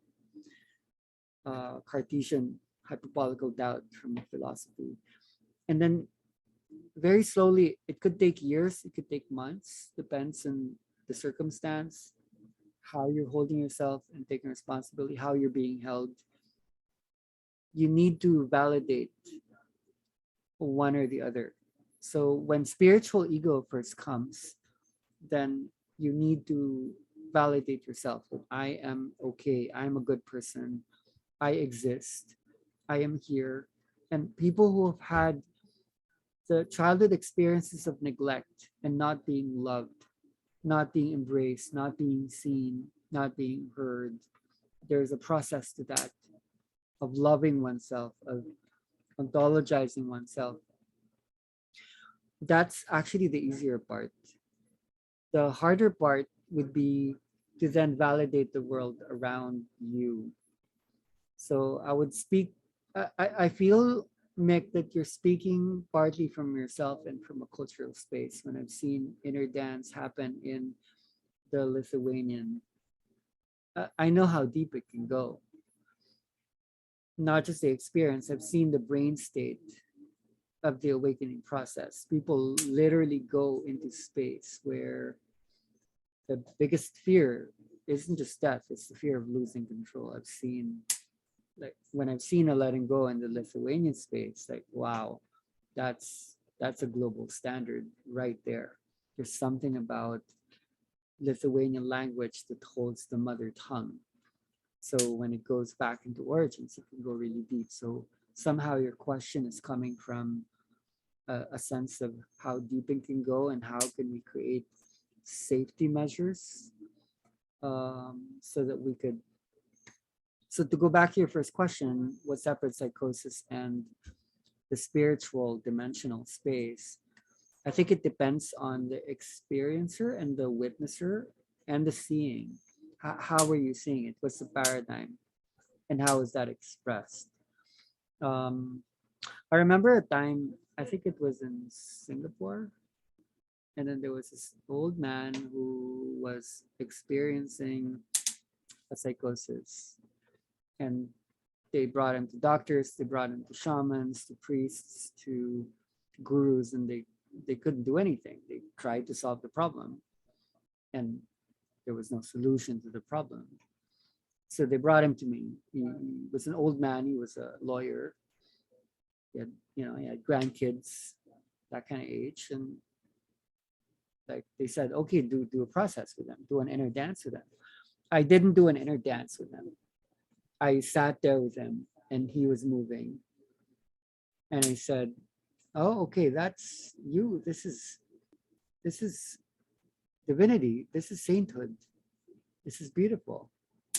And because that was the first time he was spoken to that didn't address the thing that was happening as a problem, he went back home and all the symptoms went away. So very often when a seemingly problematic situation is happening, when it's perceived and then expressed as a problem, it stays as a problem. I think it's when we look at psychosis, this has been perceived as a problem for a long time in many parts of society, whether in the East and the West. When people are losing control, they weren't seen and held in the highest. You're talking to me, someone who had been able to contextualize craziness in the world that it spread through so many parts of the world. Like one of the definitions I have for inner dance is inner dance professionalized the weird. We academized the strange. When I was first conducting this work in 2007, the biggest thing back then was like yoga and some meditation and mindfulness, and they were just looking at what is happening. It's like, what are you doing? That is so irresponsible. It's so weird. It's so messy. There's no structure in it. And they were looking for a structure of inner dance. I couldn't explain to them that the structure of inner dance was not what mattered. What this energy holds is the structure of consciousness itself. So if you want to talk about structure, let's talk about structure. How much time do you have? There's a lot of structure in this. But it took quite a battle, a journey to allow this to be safe. Now it's almost come into a normalization where in media, people are doing it, and it's almost become like the next thing. So the seeing of psychosis is now more and more the seeing of like a spiritual awakening, and there are other terms for that. I think those are beautiful, and I love that. I love these movements, and I'm coming from what comes after that. And there's not a lot of people who would necessarily be interested in the next, because where it is right now is quite exciting too. There's a lot of attention being placed there, but I think the energy's already even gone beyond what we've been going through already. So I think it's a lot of it's about like how do we see these people? Is there a problem happening, or is there something inside them really just wanting to be seen? For me, the definition of healing is that to be healed is to be seen as you truly are. And when I was going through my messy, weird, irresponsible pathways, the healers in my life were really just the ones who were able to hold my hand and say, I see you. You are amazing. This is going somewhere. Just keep going. If I listened to the ones who said, what the hell are you doing? This is not cool. Just go, be a lawyer, be a doctor, go back to school, go back to work. That included my mom. I wouldn't get to this point. And then later on, it was really healing when my mom said, if you listened to me at the time that I was seeing you in that way, you wouldn't be the one who is doing this thing that is kind of different and interesting. So see the highest. That is a statement that belongs to the indigo. When you see the highest, you bring about the highest. But every time we bring about like a diagnosis, that has an energy and that has a habit of like pulling things into a definition and the meanings within the, to define is to make definite, and to make definite is to make finite. The inner dance somehow is undefining things so that we can bring more meaning into, you know. Thank you. Very deep. I see you. There's something there, Mick. Fiona. Hi. So my question is, how do we hold space for someone who has zero experience in the session? I've been into different sessions where everyone is experiencing something, and there can be a session where only 1 out of 20 people not experience something, and then there can be another session where more than half of the group is not experiencing anything, and they're just like dead and nothing is happening for them. So as a space holder, how would you like manage them and hold space for those who are not having anything?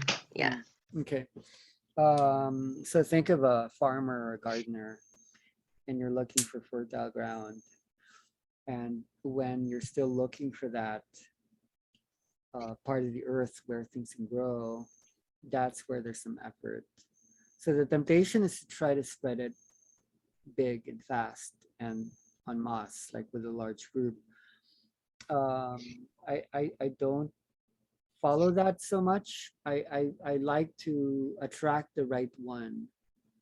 That could be just 1 or 2, and then that has a habit of spreading. So you know when you've hit critical mass, because you merely have to walk into a room and it's all happening. Because I think there's a relationship between trust and intuition. Trust is about like, I don't understand, I'm gonna do it anyway. And because they trusted, which is to know ahead, then the knowing will come. So case in point, let's say you're a nomad and you're traveling around the world and you keep hopping from place to place where you will not see the same people again. It's going to be a whole bunch of different people. Then it's not the same as, let's say you're located in a specific area like you are. And when you hold the space for the right people, the right place, the right time, and then they talk about it and they bring more people, because the context grows, you just want to hold on long enough so that a community starts to emerge. And there are always stages to that. In the beginning, and I admire anyone who does this. You're literally buffering the space. There's something really painful to work in places where the guard is really high, people can't let go yet, and then you almost need to be defensive and explaining to people there's something there. There's something there, and it's there. And it's only when there's a there-ness. It becomes like a being. It's called like an ontology. Unless it exists, then it won't grow yet. So to plant a seed means to build an existence in people's minds that it's actually there. What I shared.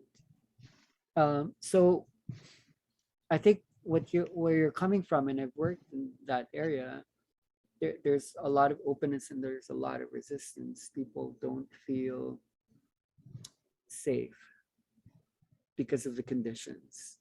It's not actually allowed to expand that quickly, and things need to be contextualized really, really well for this to be safe. So you need to do it like quietly. To give you maybe some practical advice, and there's an art to this, it's called a demo. Okay, when you put someone in the middle of the room, and it takes some trust to do this, it's very scary. So maybe you ask for a volunteer. Okay, who wants to dive deep? Shared screen. Let's say go back to this thing. Okay, so you ask someone to come to the middle, and as soon as you get someone to volunteer, what gets activated is the sympathetic.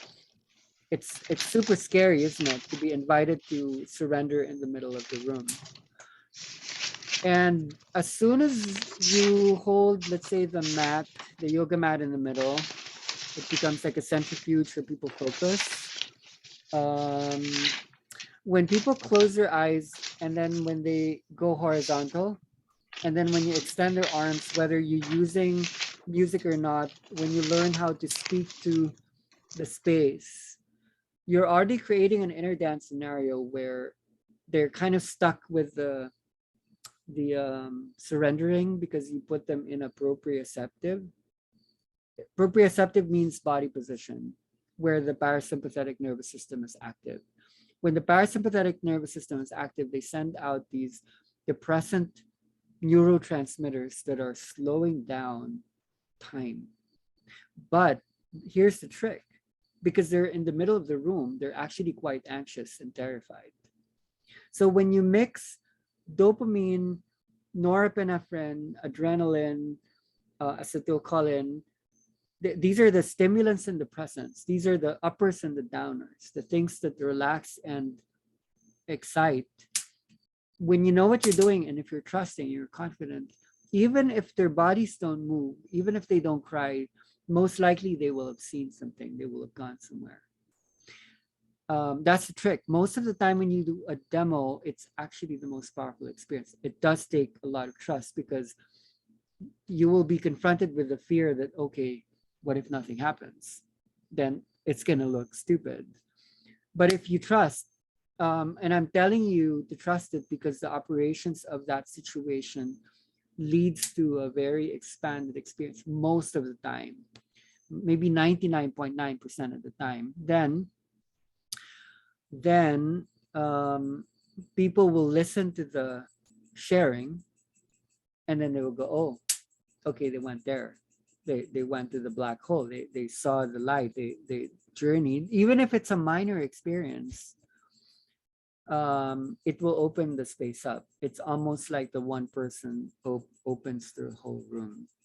So this is one of the most important rituals that have allowed this energy to spread across the world. It seems so mystical, but by operations in terms of the autonomic nervous system, it's like a trick almost. So do it well, do it mysteriously, do it confidently, do it in a way that's inviting and that feels safe, and just be open to any outcome, even if they don't seem to experience something. At least then call on another person. Or if you've held other spaces and you know who's more open, why don't you call those ones to go to the room in the middle And then because we're learning how to use certain vibrations here, sound wise or touch wise, we will talk about certain parts of the body you can hold and what sounds to hold. Actually, Fiona, one of the most powerful things is just to use your voice, either the tone to sing or to speak. Just invite them, like, okay, you know, like, surrender, amazing, good, go there. I have certain things that normally come out of me, and it's really unique based on who's there. I can speak about those later on, but already this should help because from where you're at, people need to see it to believe it. And if they don't see it, it's they won't feel safe. So let someone brave be the pioneer. Does that help? Can I reflect a little bit? Yeah. Question. Because it's very like a favorite important subject is this idea that nothing happens. So if you're reflecting that you've witnessed sessions where half of the people don't feel anything or nothing happens, and how to deal with it, for me the really key core thing is actually like how do we build expectations already before the session? How do we open the space, and then how do we go into sharing after the experiences? So if it starts from when we put the events or offerings out, so if there's like a very heavy marketing and we're telling that I've known some of these backgrounds also in Singapore, and what sessions you've been into or what's happening around, and if we watch how much there's like kind of push and marketing to get people in, like it starts from there. Like what are the expectations and ideas that we already implement to the space when people come to the workshop or session, that they have a pre-image or pre-idea what it should be, or then if they don't have no idea what it should be or what it could be, then how do we somehow introduce the space to people? So for me, especially because I did many years in Finland, the sessions where the energy is not so explosive in a way.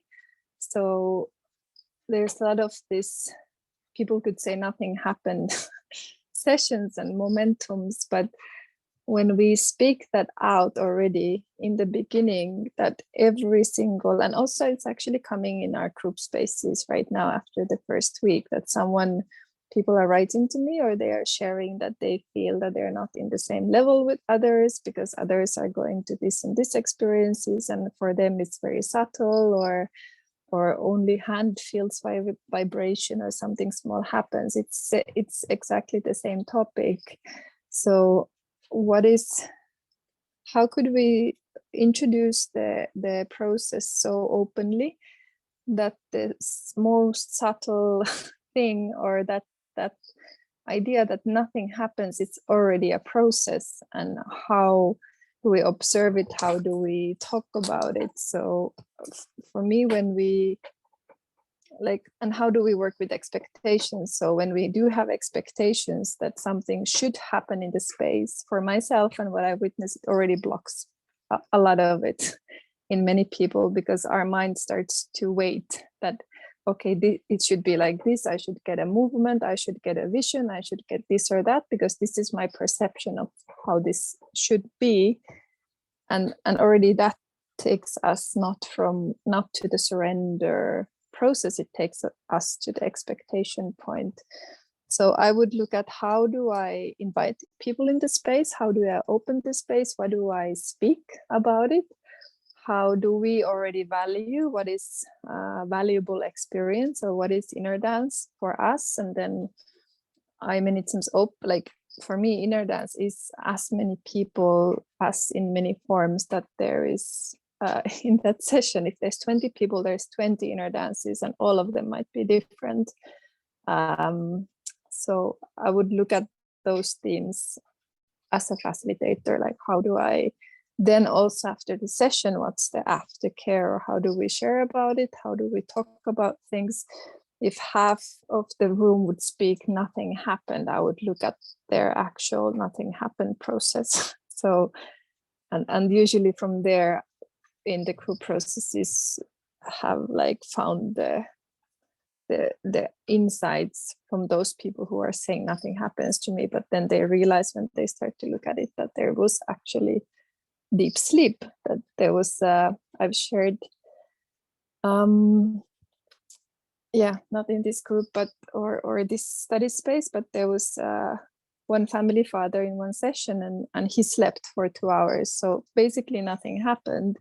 And then after the session he said, yeah, nothing happened, but I haven't slept like this in 20 years. I have 4 kids, so this was the most amazing moment in my life, that I could actually sleep after 20 years. Another one, like these sharings are a lot, that nothing happens, but that is also a process. I wouldn't, yeah, it's really, how do we also open it?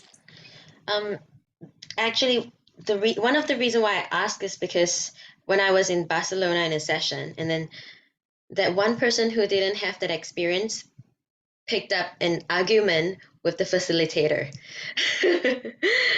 She was so upset that everyone had an experience and she didn't. So, and that brings up the topic about responsibility, right? And she wasn't holding on to that responsibility. So if that ever happens, then how would you hold space for this person?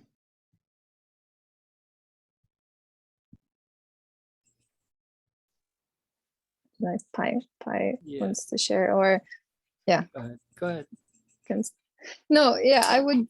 So I would already look at what was the expectation when that person came in. If there's been a promise in my words as a facilitator that when you come into this place, you will be awakened, your kundalini will explode, something will happen. This is the deepest experience of your life. Or so how we've described the inner dance sessions back home with my co-facilitators in Finland was, if we had to describe it in words, we either gave like all possible descriptions that there might be, or our co-facilitators or community around the world might describe it, like give it so open so it doesn't really give you anything to grasp in, or then don't say not anything, like just come and experience what it is. So those would be my already like, how did that person come in, and I would look at it with her like, okay, what was your expectations? Did you think this should be this or that? So maybe, yeah, 5 cents. I want to share where at least, okay. Quick one for me. I want to share at least my mechanism to at least protect myself from that kind of situation. It's actually economic. When I go into an economic relationship with someone where they paid money and then they build expectation and then they want to get their money's worth, then it doesn't feel good. So when I was doing the work that I was doing, I actually don't charge that much for beginner experiences or most experiential sessions. Where I do economic exchanges is when I do trainings and immersions where people already understand the energy and are ready to go deeper. So I don't want to get trapped in a people-pleasing situation, even on my part, where, okay, you paid, so I need to give you like a lot of this, I need to promise.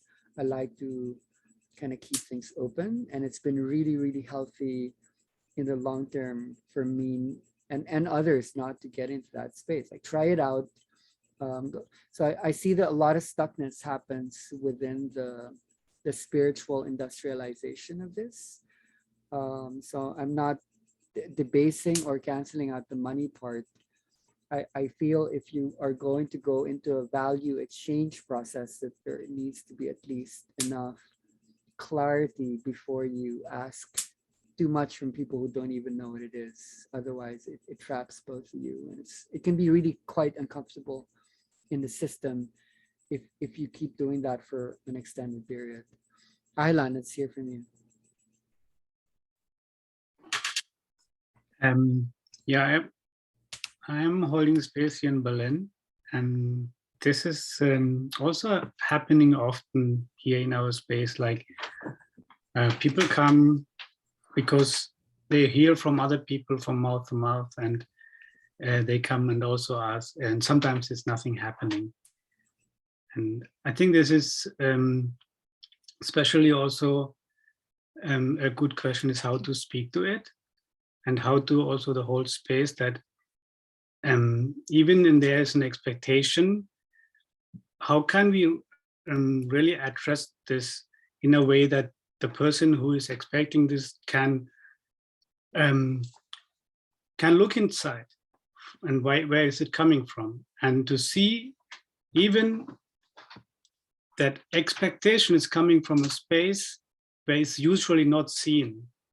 When you go into the mat and lay down, usually you don't see that you actually have an expectation. And for me, when I found out more and more in the spaces for people, they lay down, for them that when they can experience, even after 1 hour, they feel like, oh, there's nothing happening. And then they come out and they share this, and this in this space is held well. They can experience, oh, I had expectations. And this is already a huge opening. And then from that point of next experience becomes a completely different inner dance.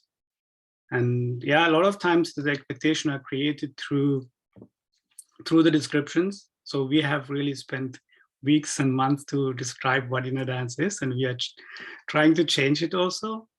And also how we do the economics. It's like we do it more on a donation base, which has also a range, which has a different approach than if you have a price tag. Yeah, this is mostly how we speak to it. Yeah. I can share one thing with that. Sometimes we take it also a little bit with humor, because in a city when people are really busy and then they pay something, and then might kind of say that even you get a really good sleep for 1.5 hours, or if you just have an empty space for yourself, that's kind of what you get already out of it. So but the power dynamic thing is big also, because when people like to take like what Pai was speaking about, the responsibility to give the responsibility to the person who comes and wants to experience their own process. So when that's also laid out in the beginning, that this is your process, I'm not causing anything, anyone is not doing anything to happen here, that helps usually the person. If nothing happens and that's the process, like, oh, nothing is happening, or I'm not doing this, or I feel I'm blocked, or I feel like with the sharing part, when we go into deeper conversation, it's already activating their own process, because they're not projecting that you're the reason that nothing happens to them. But if we are giving a picture that I'm facilitating and activating you, or doing something for you, or this space is doing something for you, and you are not the one who is actually in charge, then in the end of the session, they would feel like, oh, well, now nothing happened, or something bad happened, and it's your fault, or it's inner dance's fault, or it's some other process's fault that something doesn't happen to them. So taking whatever, yeah, also one sentence that is really useful has been for us is like, whatever, like anything that happens in the space and everything that happens in the space, that like we, how would I say in English, we use that as our tool to look at what's there.